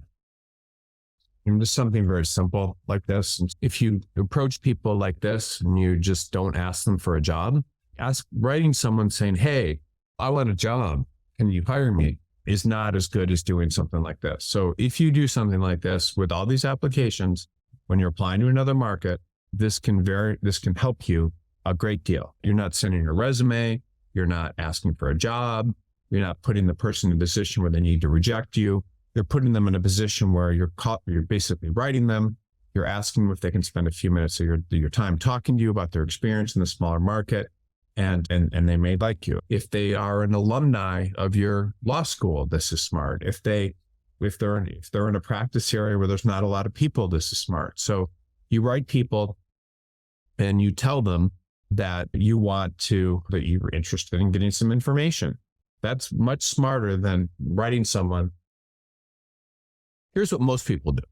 Most people will write this and they will say, hi, I'm a patent attorney. I received a bachelor's in electrical engineering from MIT. Not only that, I went to Cornell Law School where I was a top student. I'm now at this big firm, and I'm confident that my awesome skills and motivation could be a tremendous asset to you. Would it be possible to set up an interview? Here's my resume. I'm motivated to talk to you. And this is what people do. They write this stuff, and when someone gets that, they're just like, who the hell is this person? Why are they bragging and telling me how great they are? And why would I have any interest in calling someone that's just sending me a letter telling me how awesome they are? That's not going to get you a job. The way you get jobs is you tell people, you try to put them in a position where they're much more likely to not, you're making this person feel important. You're telling them you just would like their input on the market, what they know, and then they will talk to you and feel like a big deal by telling you that information. So this kind of approach, when you're trying to relocate to markets, is much more effective than trying to just relocate someplace in the way most people do. So another example would be, how would you do this? And again, all this stuff is very easy to get a job if you know what you're doing. If your mind's closed and you think that everything's closed, it's going to be much different. I would just say patent attorney law firms in Birmingham, Alabama. Just an example. So you go here, you're looking at this, you have, oh, look, patent, you have this list, but then you have all these places. Writing the Watson firm would probably be smart. Writing the Hulsey firm would probably be smart. And again, Birmingham, Alabama, by the way, is not a huge market. These are markets where if you were to search for patent attorney jobs in BCG, you probably wouldn't find any. But there's probably not a lot of firms that are looking for patent attorneys in this market. But if you're looking here, all of a sudden you're going to have all these options, and you could go in here and you could, who are these guys? Let's see, these rascals. Oh, look, a BCG best law firm. I like that. That's cool. I love it. Let's see. That's pretty nice. People are displaying their badge, and it just came out of nowhere. But let's see here. So you go, well, people. So you'd say, who's these guys? Look at all these rascals. So you might write, who do you have here? You have Bill Hulsey. So you could write Bill, and you could tell him, I'm a patent attorney in Chicago, and I'm interested in relocating to Birmingham. Would you have a few minutes to answer a few questions or something along those lines? So you do your search in this way instead of doing it the same way everyone else is, and you ask for information instead of applying to jobs. So this, by the way, if you do this, could change the whole direction of your life and career. This is the way to get positions, and it's much more effective in that way. So I hope that answers your question. But if you want to relocate to any smaller market where you're not from, and you have reasons for wanting to relocate there, I don't know what they would be, but if you parents there, someone, I don't know, but then you approach them this way, and it's going to be much more helpful for you than just trying to relocate normally. But the one thing I just want to say to everyone, that a lot of times people think that there's no jobs in their market because they've applied to Indeed and they haven't got any jobs. Of course not. Or they've done things this way. So you have to apply, and you have to search out jobs that are like where you're likely to get a position. So you have to do searches in other ways, and you have to think about the law of supply and demand, meaning, are there more or fewer people than me in this market? Or what am I doing to put myself in a position where I'm the only applicant, where this is, going to work for me? And then here's the other thing that I don't like. So this is what happens all the time. So I'm an attorney, and I went to, this isn't me, but I'm just putting this down as an example. I went to University of Michigan Law School, grade school of Michigan Law School, and lost my job in Washington, D.C. Can't find a new one. So unemployed for 6 months or whatever. So here's the problem with this. And this is a big deal. And this is how you think about your job search. And this is why not getting a job right away is just unbelievably dumb. And I'm not criticizing anyone that's in that position. I'm criticizing you for not having the right thought process that an attorney should have if they're looking for a job. If you need a job, you are the client. You are the lawyer for yourself. You are the client. You are the lawyer, right? So if you are representing someone, shouldn't you be able to, and this is the problem, shouldn't you be able to get good results with U of M, with your background? Why aren't you? What's wrong with you as your own attorney that you're not getting a job? If you had a client, like, why wouldn't you be able to get that client? Couldn't you get that client good results? So if you have a good fact pattern, you're an attorney in a case, shouldn't you be able to get yourself a good position? So this is how people think. They just sit around and think, oh, I lost my job, I've been unemployed. But no, you should be all over it. Like, you're the client, you're the attorney for yourself. So you should be able to get good results. And if you can't, what kind of attorney are you going to be for your clients? And what are you going to be able to get good results for them? So this is the problem. When attorneys aren't getting jobs, they're actually their own client. They're not researching things. They're not using Google. They're not using Law Crossing and finding places where other people aren't applying to the same jobs. It's a mistake. But you need to be on top of this, and you need to understand that if you're not getting a position quickly enough, then you're not doing the work. You're not looking for things and locations and where you're not figuring out how to search for jobs. You're not figuring out how to network in jobs. And these skills are the same thing you would need to get a client a good results, whether it's in corporate law or litigation or whatever. So you are your own attorney. So what would you expect an attorney to do for you if you had a similar problem? I mean, this is all I do. I'm your attorney when I'm helping you try to find a job. So you just have to do what a good attorney would do. What a good attorney would do is they would find a way to get it done. They wouldn't make excuses. They wouldn't have problems with it. So this is incredibly important. You have to understand that you're your own client when you're looking for a job, and you have to do what a good attorney would do. A good attorney would keep looking for information. They would network. They would be looking for things that other people can't. They would be finding new information. They would be changing their approach to see what works. This is what you're supposed to do. Instead of sitting around, this is, by the way, and again, I'm not trying to be harsh on anyone, but this is one of the dumbest mistakes that people make. They say, hey, I've seen this one a couple of times.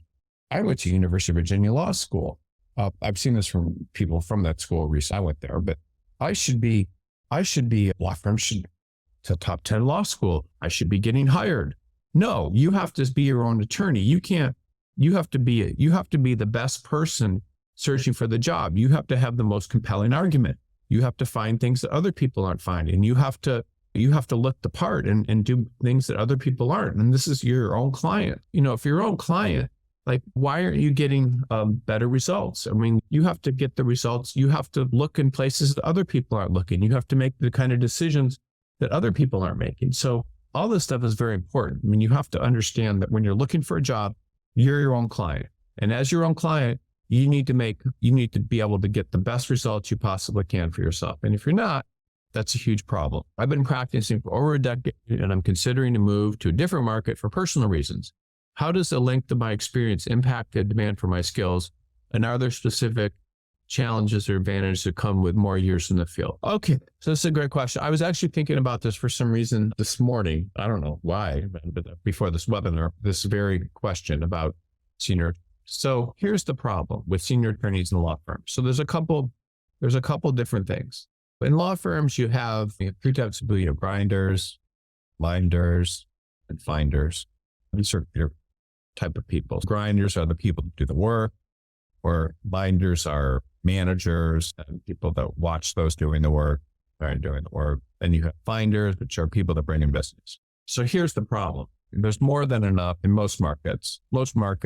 There's more than enough grinders. Not all. There's more than enough people that will just do the work and that are good. Not always, but most of the time. So one of the things I talked about in this webinar today was that when you get into large markets, there's plenty of there's a lot of up and out stuff going on. So the law firms are trying to force people out that get more senior because they want to make room for more junior people for most of the time. More junior people, and this is just how it works, more junior people typically are willing to work more hours. They're starting families or they're whatever. They're willing to work more hours. They're more subservient. They're easier to manage. The law firm, there's a lot of reasons why more junior people are more in demand than more senior people. So you need to realize that if you roll just to be a grinder for the whole career, and you can actually do it, you just have to be at the right place at the right time in the right practice area. If all you're offering is doing the work, then what that means is that the work's going to have to come from a senior attorney that has more work than they can handle. So what does that mean? So I want to just make sure everyone understands this too, because there's a whole dynamic here that happens when you get more senior. And this is really important because it affects everything when you get more senior without business. So the way it works in law firms is most of the time work of senior clients, most clients prefer partners doing senior level work. That's just how it works. So most of them do. And if you're a client, if you had business and you had a client, you would prefer, if you had business, if you were a client, you would prefer a partner did it. Partners make more money when they do their own work. This is just an example. This isn't how all law firms work, or even they don't all work this way. But an example would be if the partner does their own work, they might make 30% of the bill, 30% of whatever they're billing, of what they're billing.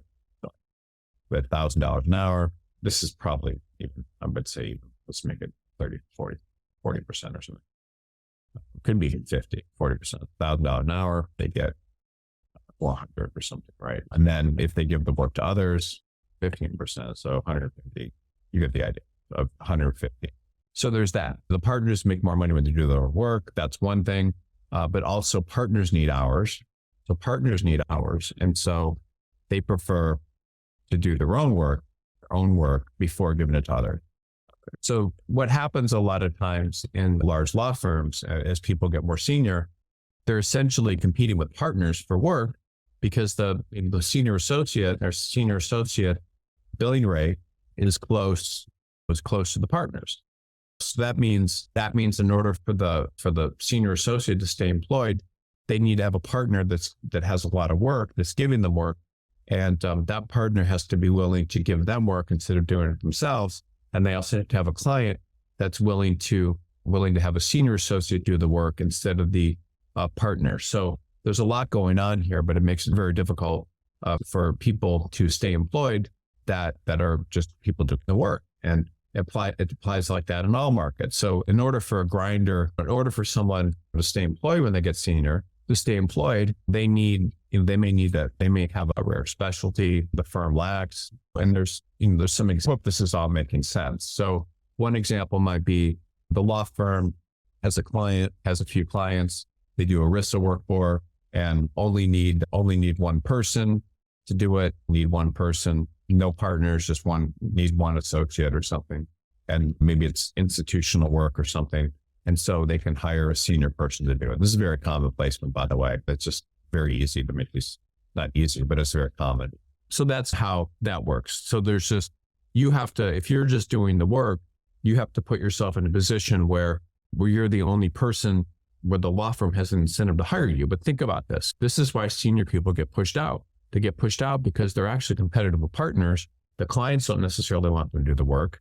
And if they're just in some random practice area, it could be very difficult for them to stay employed. So you need to understand that's the issue you're facing when you're moving markets. The only way you're going to get hired as a senior associate is if there's just not enough people like you in that market and the firm has the work, or they have a client willing to give them the work, or there's the institutional clients, there's not competitive partners, or there's partners in that market that have more than enough business that they can handle and they need to give it out. And that's common. This is how, when you have partners that have huge books of business, oftentimes those partners need other partners to do the work with them, so they can bring along other people.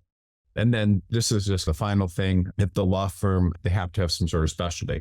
There's more than enough minders. There's also more than enough minders in most law firms. So what are those? What are minders? They tend to be bureaucratic attorneys inside of law firms, meaning they sit on these committees. They may not have a lot of work. That's their job. And again, there's more than enough people that want to do this, because this is just an easy job where if they don't have work, they can maybe get credit for the time they spend on it. It's not an easy job, but a lot of people are minders, and there's more than that. So the ultimate thing that you need to aspire to, that any attorney needs to aspire to, that should be, will determine your success, is to become a finder. So you become a finder, and then you have grinders working for you. Finders are the only ones that is the most important thing you can do. This is the only way that you'll ever have security. It's the only way you will grow your business. It's the only way that you can have a long-term career in a law firm, earning a great living, move between law firms and all that sort of stuff, is become a finder. This should be your number one priority, unless you want to be a grinder your whole career. The reason I'm bringing all this up about these grinders, minders, is because grinders, it's just a very difficult and sad existence. You're always dependent on someone having enough work to give you.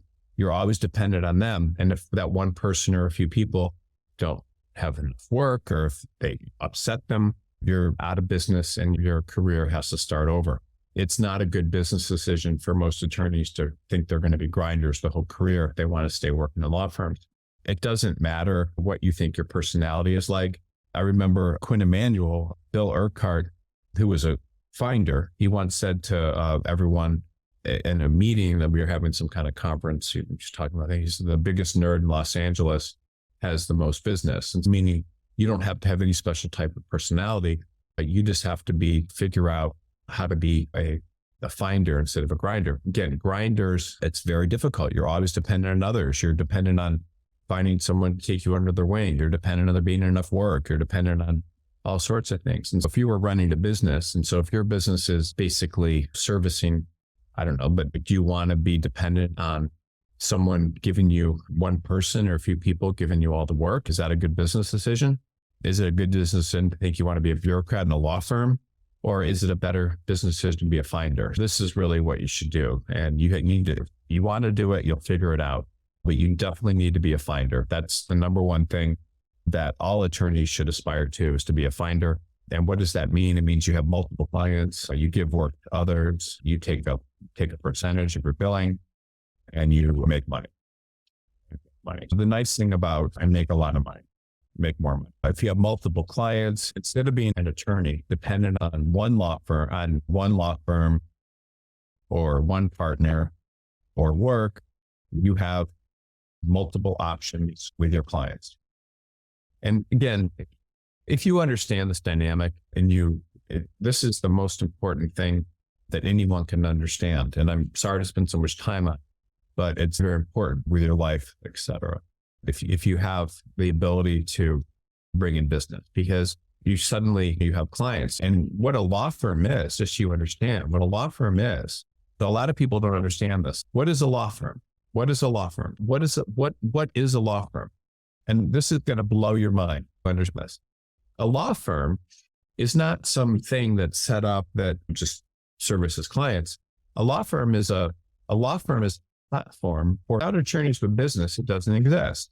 And what the law firm does, the law firm charges attorney partners a percentage of their business for providing recruiting for associates, or office space, associates, paralegals, et cetera, paralegals for a brand, for IT, for finance, human resources, office space, all of the resources, office space, et cetera. And that's what it is. This is what a law firm is. And that's basically what's going on. Attorneys with business decide what law firm they want to work in.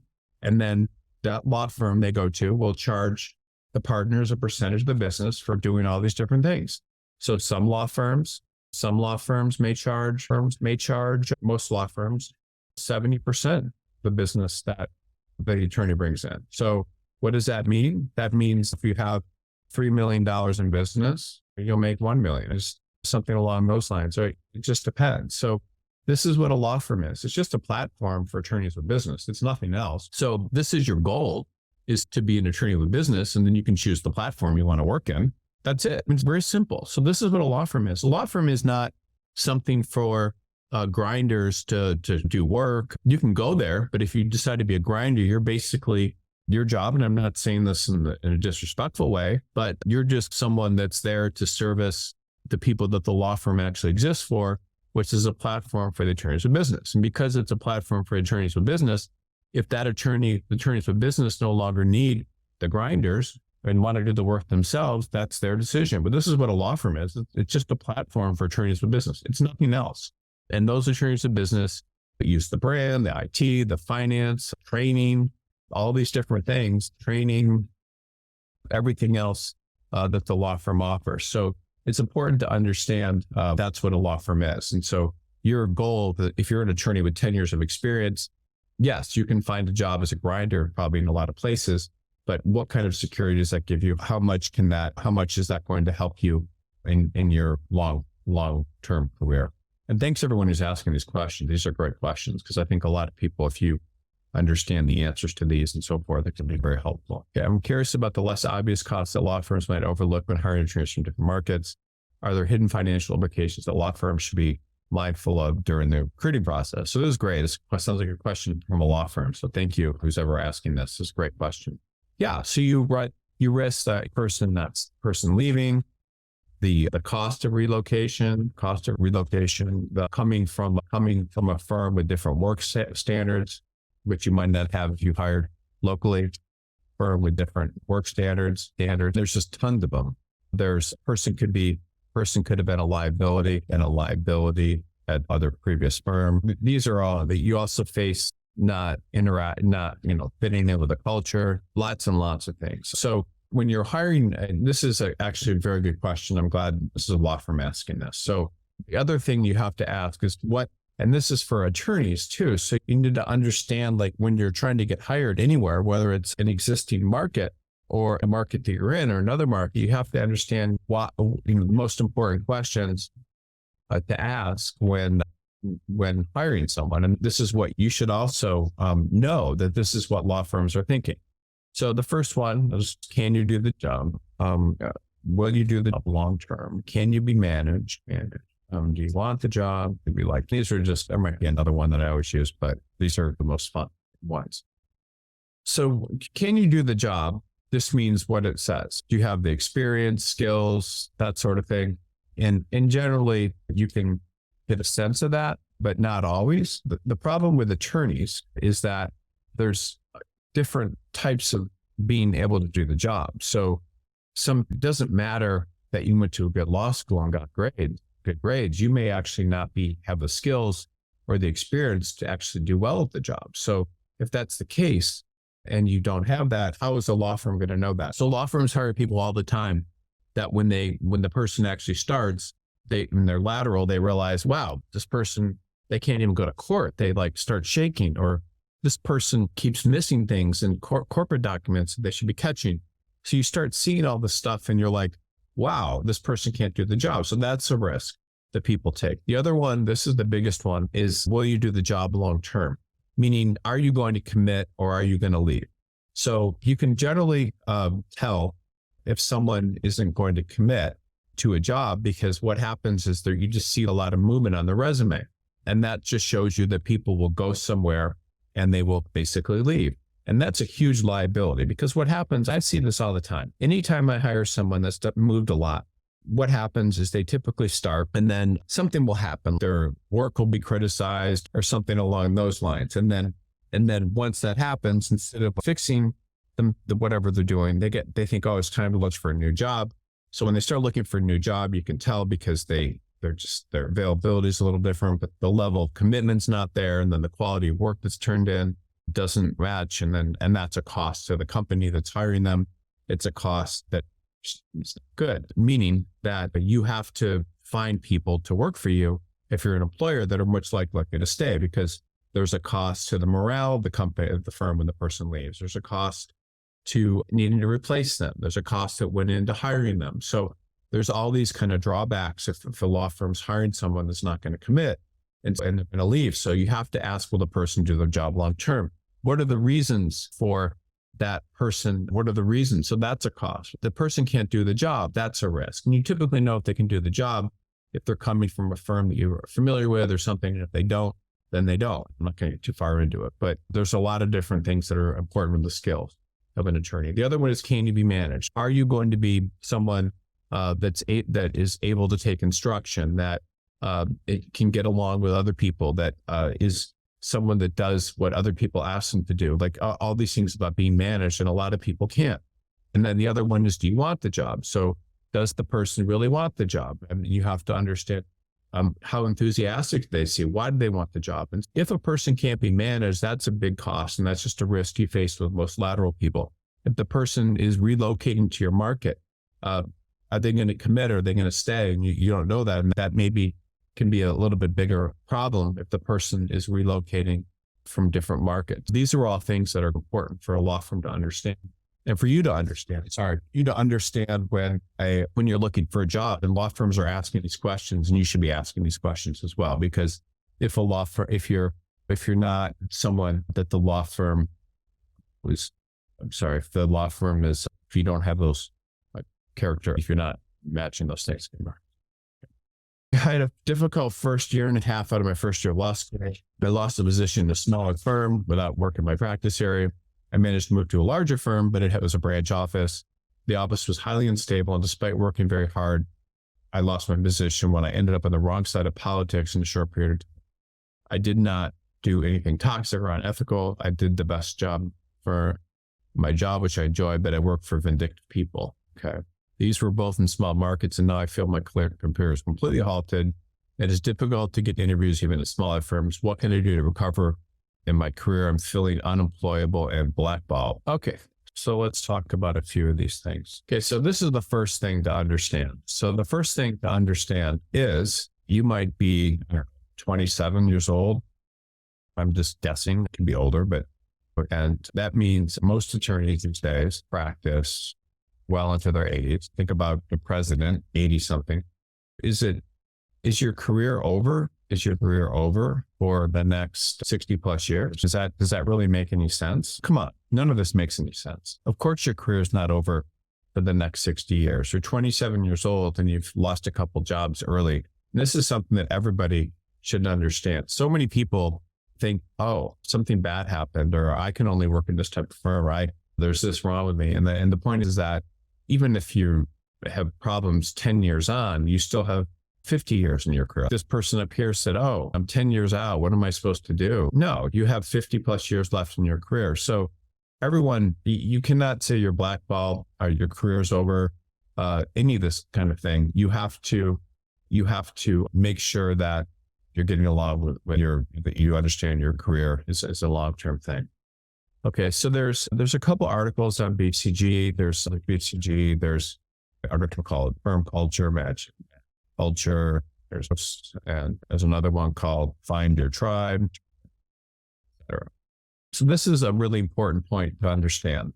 Here's what I'm saying. So if you are let's say you're a nerd or something, and you go to and you want to hang out with a bunch of people that are hardcore athletes that lift weights and take testosterone or whatever and bulk up with steroids. You think you're going to do well in a situation with them? Does that make any sense? If you are someone that is very religious, and are you going to be comfortable in a firm that's very fraternity-like and everyone drinks and goes? You have to be in a firm where the culture is a fit, and every law firm has its own culture. And sometimes people will hire you just because they need work done, but you may not fit in with that culture. And so you have to make sure that you work somewhere where the culture is a match for you and where people like you, because you're just saying here you work for unvindictive people and then you got on the wrong side of politics and that sort of thing. And then you worked for someone that was vindictive. So all of this stuff probably wouldn't happen if you were in a firm where there were people like you, because if you're around people that are like you, then you don't have these problems. You're comfortable with them. You get along with them. That's just how it is. You share something that's similar. I had an experience once. It was one of the first firms. I was coming out from Detroit, and I interviewed with this firm, and it was a really good firm. It was called Heller Ehrman. They're no longer in existence, but I went into their Los Angeles office, and the guys were like complete hipsters. They were all some were wearing leather pants. They had cigarettes on their desk. A couple had tattoos. A lot of them were gay, which didn't bother me or anything, but it was this complete culture that was much different. They were wearing like tight t-shirts, and this is a long time ago, and that's just not what you normally saw. But what I'm saying is that place had its own culture, and I didn't get a job there. And they said the reason they weren't hiring me is because they didn't think I would be happy there. So it was better for me not to go there than to work there. And that was interesting, and basically telling me that I didn't fit in, at least at that point in my life, with that culture. So you have to be in the right culture. But the other thing I would just say, and then you have to be in the right place, but you're saying you're on the wrong side of politics and with different vindictive people. So your job, so this is how it works. When you start out in a law firm, for your first several years, and this is the biggest mistake that people make. And so this right here, and even early on, even as a partner when you're young. And I bring this up on almost every webinar because this is something that messes so many people up that it's incredible. So people go to law school and they come out and think, hey, I'm a lawyer, I'm a big deal. But that's a big problem. Oh, here we go. Sorry about that. And then, so here's what's going on. So there's two, when you're an associate and young attorney, et cetera, even young partner, are soldiers. Partners are generals. So just think about this from the point of view of the generals. So if an associate has opinions and doesn't follow orders, et cetera, they're bad. They are bad. I was just watching, there's this new Netflix series about World War II, where they take all of these old wars and they've colorized them and everything. And I thought it was a lot of fun, but they're talking about the invasion of Normandy, where thousands of U.S. soldiers are being killed in one day because they're jumping out of boats, like on the Marines are, like on the water, and being shot at. What if you said as a soldier, hey, I don't believe in this war. You can order me to do this. What are you thinking? This is these generals don't know what they're doing. This is not my role. Look at that general. He's got a funny nose. Like all this stuff, you have to be very careful. As an associate, your job is to be a soldier. You're not supposed to get involved in politics. You're not supposed to piss people off. You're just supposed to follow orders and put your head down and do what's asked of you and do the best possible job. And soldiers' job is to make generals look good. That's it. So you want to make generals look good. You want to make the generals and follow orders and all that sort of thing. And orders, not question people. Not take sides, just put your head and do the work. That's it. So you're not expected, you do not have to have opinions. You don't have to get involved in politics. You don't have to, people are going to be vindictive if they see you acting and making decisions that a partner would be, or acting like a partner, all these sorts of things. I once saw a guy lose his job because he was working on this case and decided to call up a reporter and offer all these opinions. That's a general job, right? And he lost his job as a very young attorney. And so you have to be very careful about any time you act like a general. So that's what you're doing wrong, and probably. And then the other thing is you think your career's halted because it's difficult to get interviews. So it's the same thing we covered up here, is you need to basically find jobs and apply to places where others aren't, where you're not competitive with others. So you have to apply to places other people aren't. And then you just have to understand what you may have done wrong to make that happen. Okay. I hope that helps. But this is, by the way, the biggest mistake that junior associates make is they don't act like soldiers. The more you can act like a soldier and think, what does the soldier do?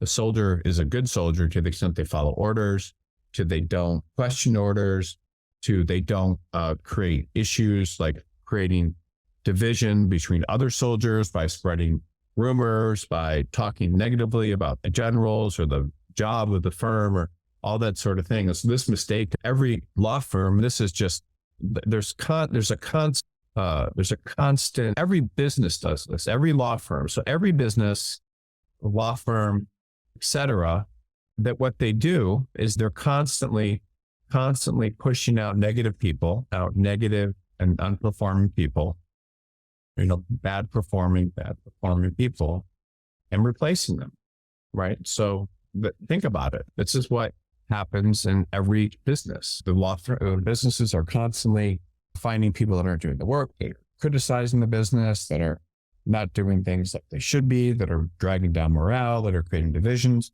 and they are pushing those people out and bringing in new people. That's what every business does. I can't, even a freaking McDonald's is doing that with the people working there. If you're working at McDonald's, you're talking negatively about the managers, you're getting involved in all this stuff and creating issues, that the manager who might make $20 an hour and you making 7 or 12 or maybe make 25 is going to realize what's going on and push you out. This happens in every business and every law firm. But you need to be very aware that anytime you're creating problems or gossiping or undermining the generals and stuff, you're just going to lose your job. Of course you are.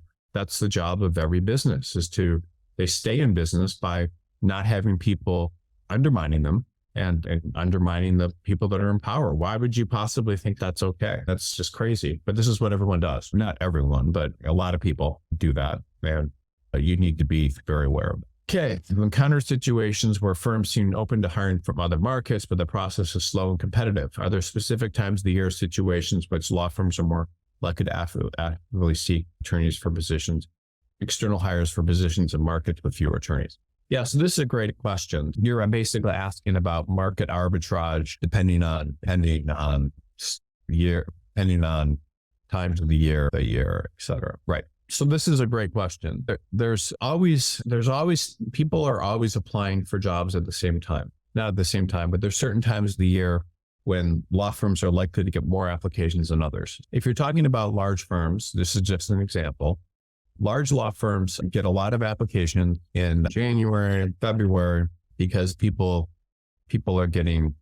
leave when they get bonuses, after bonuses. So that's just kind of one thing going on. They also have a lot of other work in August through October with summer associate hiring. They then have work, these are the recruiting departments, work in June, July, August with summer stuff. This is not all firms, but this is an example. So if you're applying to firms in the times of the year when they're busy, that's probably not the smartest thing to do. So when is the best time? So here's the best time. Here are the best times to apply. So it's very interesting. It's like this week, and we're talking about now the week before Christmas, we have had more interviews than we've had in a couple of months. So why is that? So you apply to interviews this week than we've had in previous weeks of past months. So you apply to firms when there is the least demand, when there is the least activity and people are focused. So when is that? I think the best times of the year tend to be November and December. So that's a very good time through December. The reason that's a good time is no one else is applying because they're like, oh, I'm going to wait till after the holidays. No one's doing that. So the smartest time to apply is you are more likely to be seen because no one else is applying.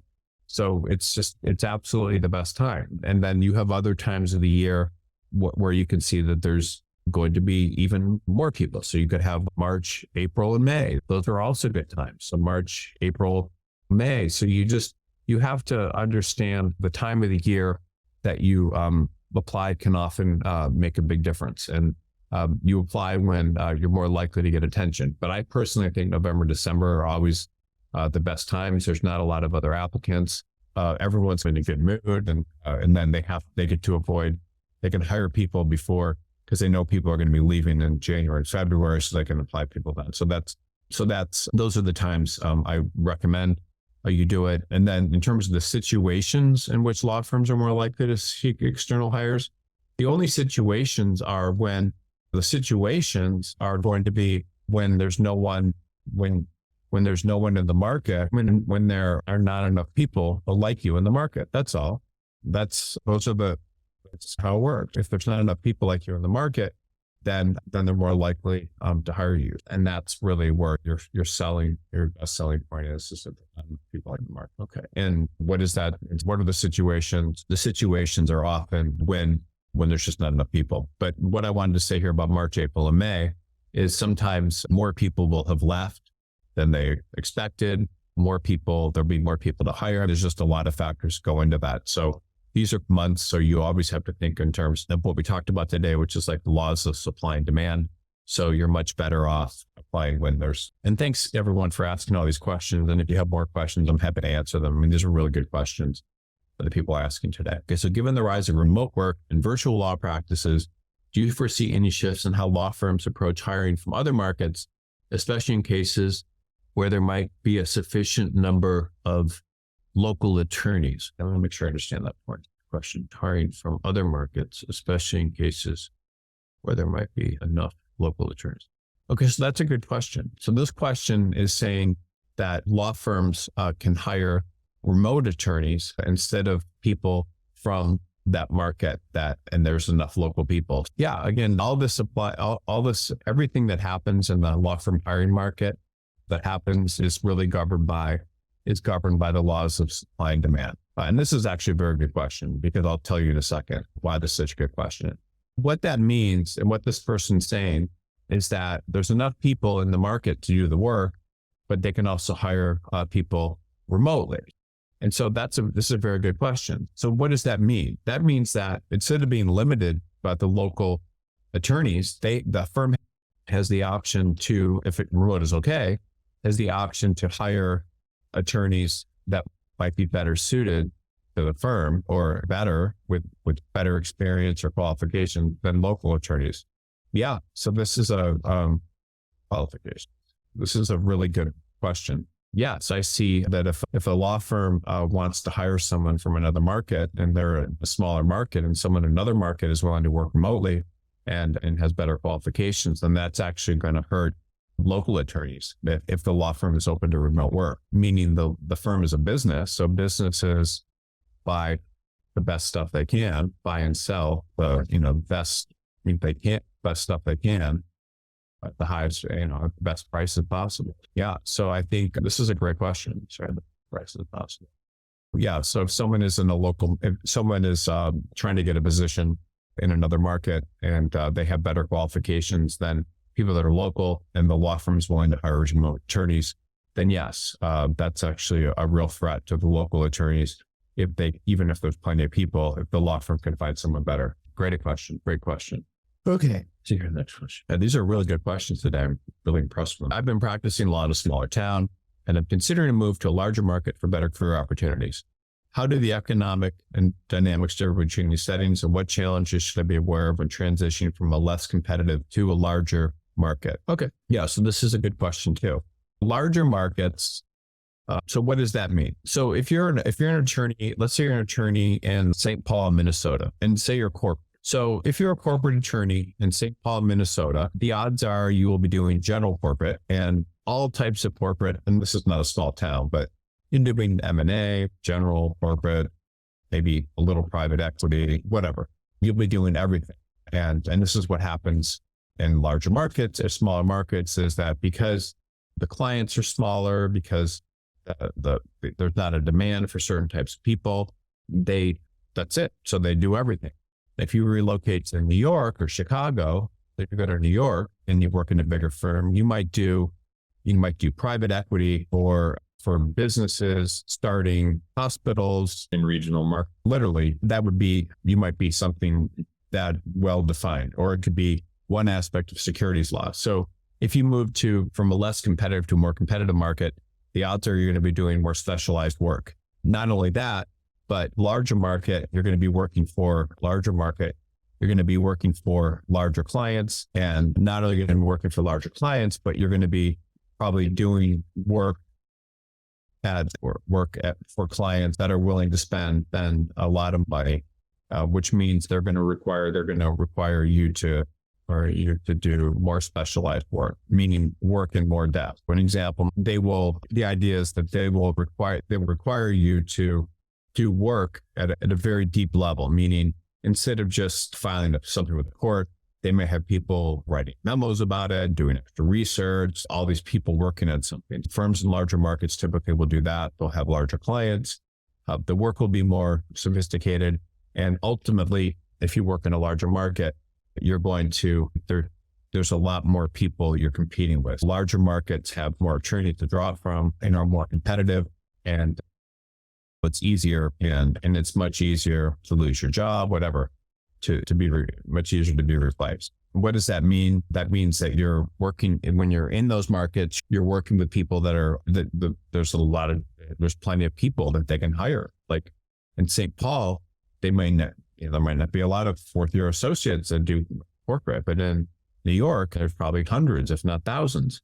So it's very competitive. So the quality of work is also much higher too, because you're working for larger clients. So what does that mean? And why is the work of higher quality? At a big firm in New York, or just a big firm in Chicago, let's use that, Chicago, they're typically working for big clients, and those big clients have general counsels and all these sorts of people that are looking over the work. And so it's very competitive for them to hold on to. It's just very competitive. So you have to understand that there's a lot of people looking over your work. It's competitive to keep the clients. And so this is how it works. And so that you're raising the bar, but you're also in the process becoming a better attorney than you would be, because there's higher expectations for the type of work you do. So you become a better attorney, often working in a larger market, because you're learning to look at things in more depth. And so because you're looking at things in more depth and you're doing extra work, you can become the quality of the work you do, the how in depth you go into things, like what's the expectations of the clients, the expectations of the people you're working with are taken up another notch, because that's just how it works. And then also how specialized you are in terms of the work you do also increases. Those are some pretty important points about working in larger markets. Okay, so here's the next question. Given the competitive nature of the legal job market, do you have recommendations for crafting a resume and cover letter that effectively address concerns about being an outsider to a particular legal market? Yeah, I spoke earlier about approaching firms and people in a way where you're just asking for information. You're not just sending them your resume. In terms of crafting your resume, I don't know if there's any specific things you need to do for depending on the market you're applying to. I've done lots of webinars and things about how to craft a resume, so I'd recommend looking at those. If you're sending a cover letter to the firm and just applying to them without them having a job or something, I don't know that I would say anything about you're an outsider. But if one of the things that's good to do is if you have connections to the market or the market, you should mention those. So mention those connections. But the thing that's important for people to understand when you're applying for a job is no one really cares about you and why you want to be there and things. They will at some point. It's just they have to understand what is in it for them if they bring you on. Are you going to make the money? Are you going to, do this? Are you going to do that? And why do you want to be there? And so you need to really think about how you can market to people in a way that makes them think that there's some sort of advantage to them bringing you on, and that if you're an outsider. What I did like earlier, and I think is a really good idea, is if you can do it, is the idea of, let me just see here if I wrote this little letter here, is approaching people in this way. So you just say what you do, you're interested in or planning on relocating, learning a little bit about your experience, and asking the person if they can spend a few minutes of their time asking questions. Something as simple as that can make a huge difference, and it's really just informational talk or something can be very helpful. You need to get all this stuff is based on the foot in the door phenomenon. So you really, instead of approaching people like, I want a job, I want to interview for a job, you're trying to get your foot in the door in a way that's fairly simple to start. And that can be very helpful. Those are some of my suggestions. I would recommend, if you have questions about resumes, I would recommend watching some of my webinars about resumes. I do the resume review every quarter, and it just looks, because of the date, it's going to be coming up in a couple of weeks. That can be useful to watch some of these things that I've previously done about crafting a resume. I've also done ones about cover letters, so you should watch those. But the point is that I see is a lot of people really do not get their resumes right. Most people don't. Most people also don't get their cover letters right. So they make these mistakes that are just abominable and unfortunate when they do their resumes and cover letters. And if you have a way that you can fix that when you're watching the webinars and things I've done, that will make a huge difference in terms of how you view things. Okay, so here's a question right here. Is the transition from law firm to public defender's office or vice versa difficult or possible, or public to private firm? Okay, so here's a couple things. Going from government to law firm to public defender, not that hard. It's not easy, but it's not that hard. Public defender to law firm, more difficult. But this is a good question. So it depends on the law firm. If you want to go to work in a criminal law firm and you find a job with some small criminal law firm and you've been a public defender and you want to go do the similar type of work in a law firm, you can probably find a job because there's plenty of people that would hire you. But to go to a larger law firm or more competitive law firm, it's going to be more difficult because the skills and demands of large law firms are different than government.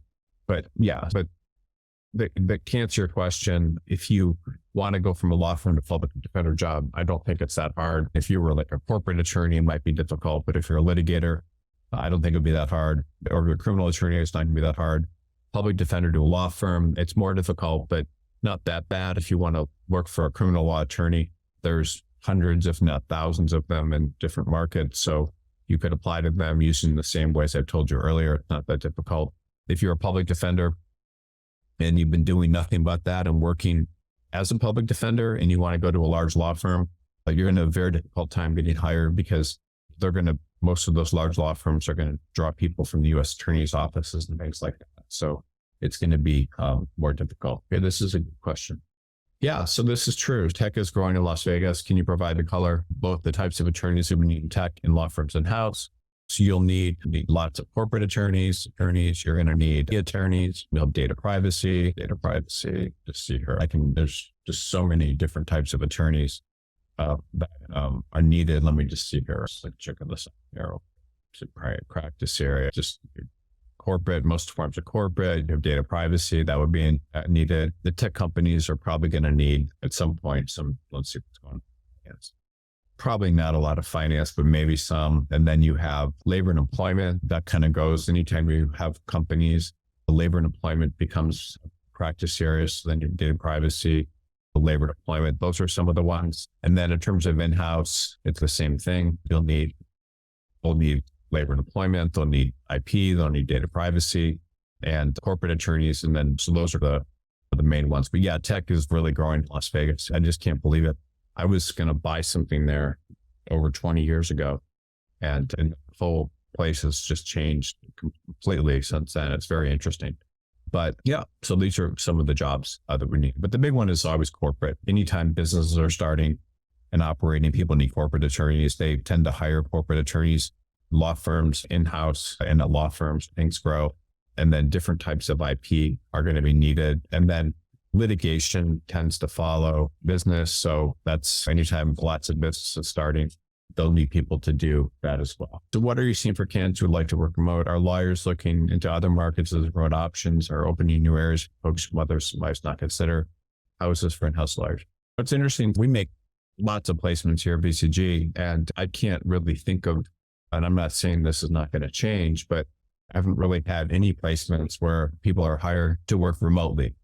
In almost all cases, and every case that I can think of, people have been hired to work actually in a market. So if they want to work in Los Angeles, they're in Los Angeles. They want to work in Nashville, they're in Nashville, or they're moving to Nashville. So I don't know that is something that really works, but that's just been my experience.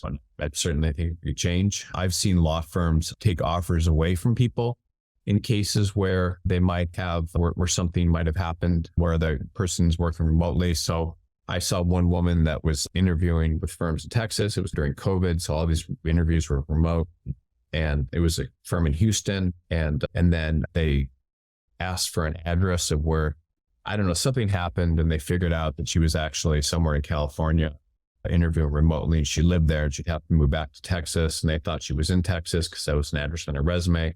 And so they were angry about it and revoked the offer, even though she could have worked remotely for some time. So you have to be very careful about that in terms of relocating to other markets, working remote. I just haven't seen a lot of it. That doesn't mean it's not happening. I don't think law firms is into hiring remote people as they could be. Yeah, of course, there's lots of opportunities. This question is, are there opportunities for senior lawyers to join firms, especially senior counsel in mid-sized markets? Understand they may be practice experience sensitive. Yeah, so there are opportunities for senior lawyers to join firms, especially senior counsel in mid-sized markets. There's a lot of those opportunities. Depends on your practice area, but Yes, there's a lot of them. There's tons of opportunities like that. If you go to BCG and you search for jobs, you'll see plenty of opportunities where law firms are seeing senior people. It's often in like kind of unusual practice areas, like I talked about executive compensation and healthcare and patent sometimes, or different types of corporate work. So yeah, you can definitely join law firms in mid to size works. This person's asking, how about moving to an international market that's closer to home, say Hong Kong or Singapore? Does having experience in a big market in the US, such as New York, help? Yes, it can. For US capital markets, that's a good one. That can help for certain patent type work.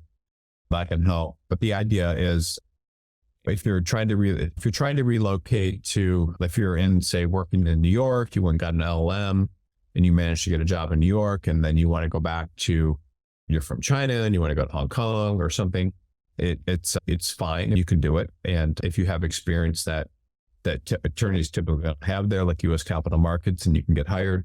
But the only problem there is with this is the law firm has to ask those questions about, are there more people already in the market that don't need to relocate? What are their incentives for hiring you?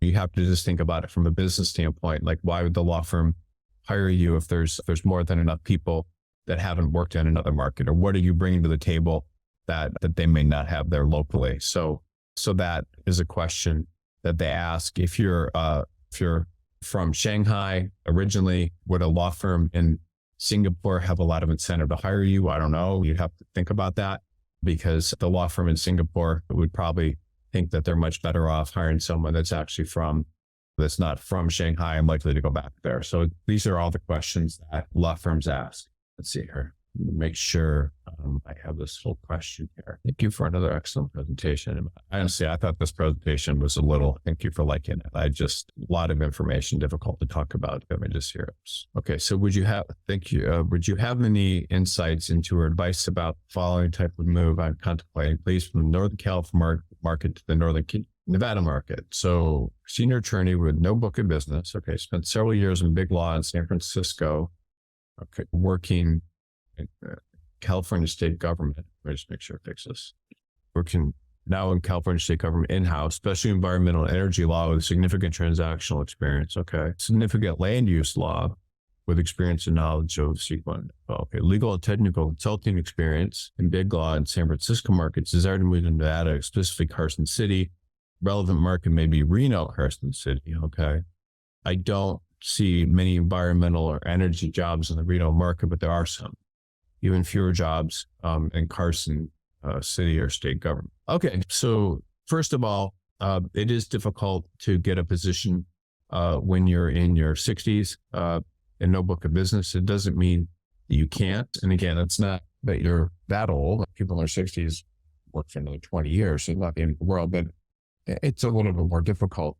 And you're in a practice area where you have to understand how much demand is there for environmental and energy attorneys in that market. And so you have to, and that's an important question, because you have environmental, and highly doubt environmental Carson City. Yeah. So let's look at that.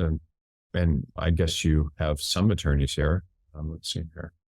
But this person is an estate lawyer. This person is an estate lawyer. These are all estate planning attorneys. It doesn't look like there's a lot of environmental work in Carson City. Look at this. There's only 7 law firms in the entire. So this is an example of a pretty small market for attorneys. And I think, let's see what they say in Reno. So here in Reno, personal injury. Yeah, these are all personal injury, family law. You can't, the problem with this particular thing that you're trying to do is there are some markets like where there may just not be enough work in your specialty. I hate to say it, but let's see here about practice areas. Environmental. Oh, here we go. ERISA. No, mining law. That's actually interesting. Yeah, government administrative law. Yeah. And what else is here? No book of business, environmental and energy law. Yeah. So you're going to have a little bit of a difficult time. Let me just see here. Yeah. So the problem with some of these searches is that you do have some things against you, which is your age and not having business, but then you're trying to get jobs with firms that don't necessarily have that type of work. What do you do? What do you do? So then even land use is probably going to give you a little bit more land use. maybe more firms. Yeah. So here we go. So you're going to be better off. Your only thing you could probably, here's Heather James, here's the Stone Law Firm. So that would be pretty much what I would do. If I was you, I would try to approach these firms that do land use, but here, yeah. So land, real estate, all the stuff. So this is probably your best bet to try to work for people like him. You have this person and then this person, and this looks like a law firm there as well. Yeah, there are some opportunities, which is nice. You can certainly look at some commercial real estate. Yeah. So what I would try to do is I would try to take your land use experience and focus on trying to get those sorts of positions. And Reno would be the main one. I don't think you're going to find a lot of opportunities in Carson City. Yeah. So that's how I would approach that. But again, it's a little bit difficult, I think, given your situation, because the market you're relocating to may not have a lot of the work that you're looking for. Okay. During COVID, the phenomenon of remote work took off in the San Francisco Bay Area as well. Elsewhere, people started moving far away. This is a beautiful Columbia River area in Oregon to escape the bad conditions of high real estate costs and the cost of living in California. The tech firms allowed them to keep the exact same job in Silicon Valley, but it became all remote work. Despite post-COVID, there's a pushback on 100% remote work. I'm a senior California attorney. I'm interested in pursuing a 100% remote position as a lawyer in California, but live in another state. In order to escape what California has become, would you have any advice or observation about whether there's a realistic goal or dream? Yeah. So it depends on your experience, and depends on what you're doing, what you are doing, and your practice area and the demand there. Does a law firm have the incentive to bring you on as a remote attorney? And are you more valuable to the firm based on what you do? So you have to understand, is there something about your background that makes it better for them to hire someone remote as opposed to someone that's not remote? And so you have to think through that. Does the law firm have any incentive to hire someone remotely when they could hire someone who's not remote? And so would it be your practice area? Would it be your skills? Would it be how much you're willing to work for? Would it be, what do you offer that someone that's not remote doesn't? So there's that. And the problem with hiring remote people a lot of times is that there's just a lot of advantage to having people that aren't remote. There's camaraderie. There's the ability to hop in their office and have a discussion. There's just all this stuff that happens with non-remote positions that makes people that do it more attractive to employers a lot of times. So that's how I would look at it. But the way you would do a job search is basically the same way that I've recommended to several people on this call, is you try to find jobs that in firms where there's more demand for your services than there would be otherwise. And if a law firm can hire someone like you remotely, that's better than someone they can get that's not remote, then they'll hire you. So it's all about the laws of supply and demand. Let's see here. Okay, so and I think this is our last question. Let me just make sure I've answered everybody's questions. So if anyone doesn't have any more questions after this, I think we're just about ready to wrap it up. Okay, postscript for the Northern California, Northern Nevada question. Attended a top 10 law school, more than one degree, deep technical background. Yeah, the problem is and I hate to say this to people because it's important to them, but once you're over 35 years out of law school, people aren't as concerned about your law school anymore. It's just, and then the graduate degrees and technical background, what they're concerned about at this point is your practice area, your experience. And here you seem like you have really good experience in environmental land use law. That's really what they're most interested in. The other thing too, is if you're applying to law firms in Reno, they're not going to have a lot of people from top 10 law schools, obviously, or Carson City. That's a nice thing. And your graduate degrees are good. But the point about a graduate degree too, is I bring up, law firms are not intellectual places. The graduate degree is good if it's in physics or something, but getting a couple humanities graduate degrees isn't something obviously that's going to help you. Law firms are not about intellectuals and that sort of thing. They're more about just being lawyers, as opposed to, a lot of people get graduate degrees and I think it makes them more attractive. And I'm not saying it's not a good thing. If you went to Princeton and got a master's degree in English or something, that's pretty awesome. But at the same time, they're not necessarily as interested. And the technical background's good if it applies to what you're doing. So if your background's in engineering, that's good if it applies to your land use experience. Okay. Thanks everyone for being on this call, and happy holidays. If that's something you're celebrating, and Monday. And then I think we have a next presentation. Let me see here. Yes, on the 27th. So we'll definitely be doing that. And then one nice thing is I think probably in the 3rd, so not next week, but the following week, I may do resume reviews. And so I'll send out to everyone that was on this call today, as well as publicly, we'll review resumes. And so the resume review I think it'll be on the 3rd, is always, we do it every quarter, is always fun. So you can send in your resume and I'll review it and go over some rules for that.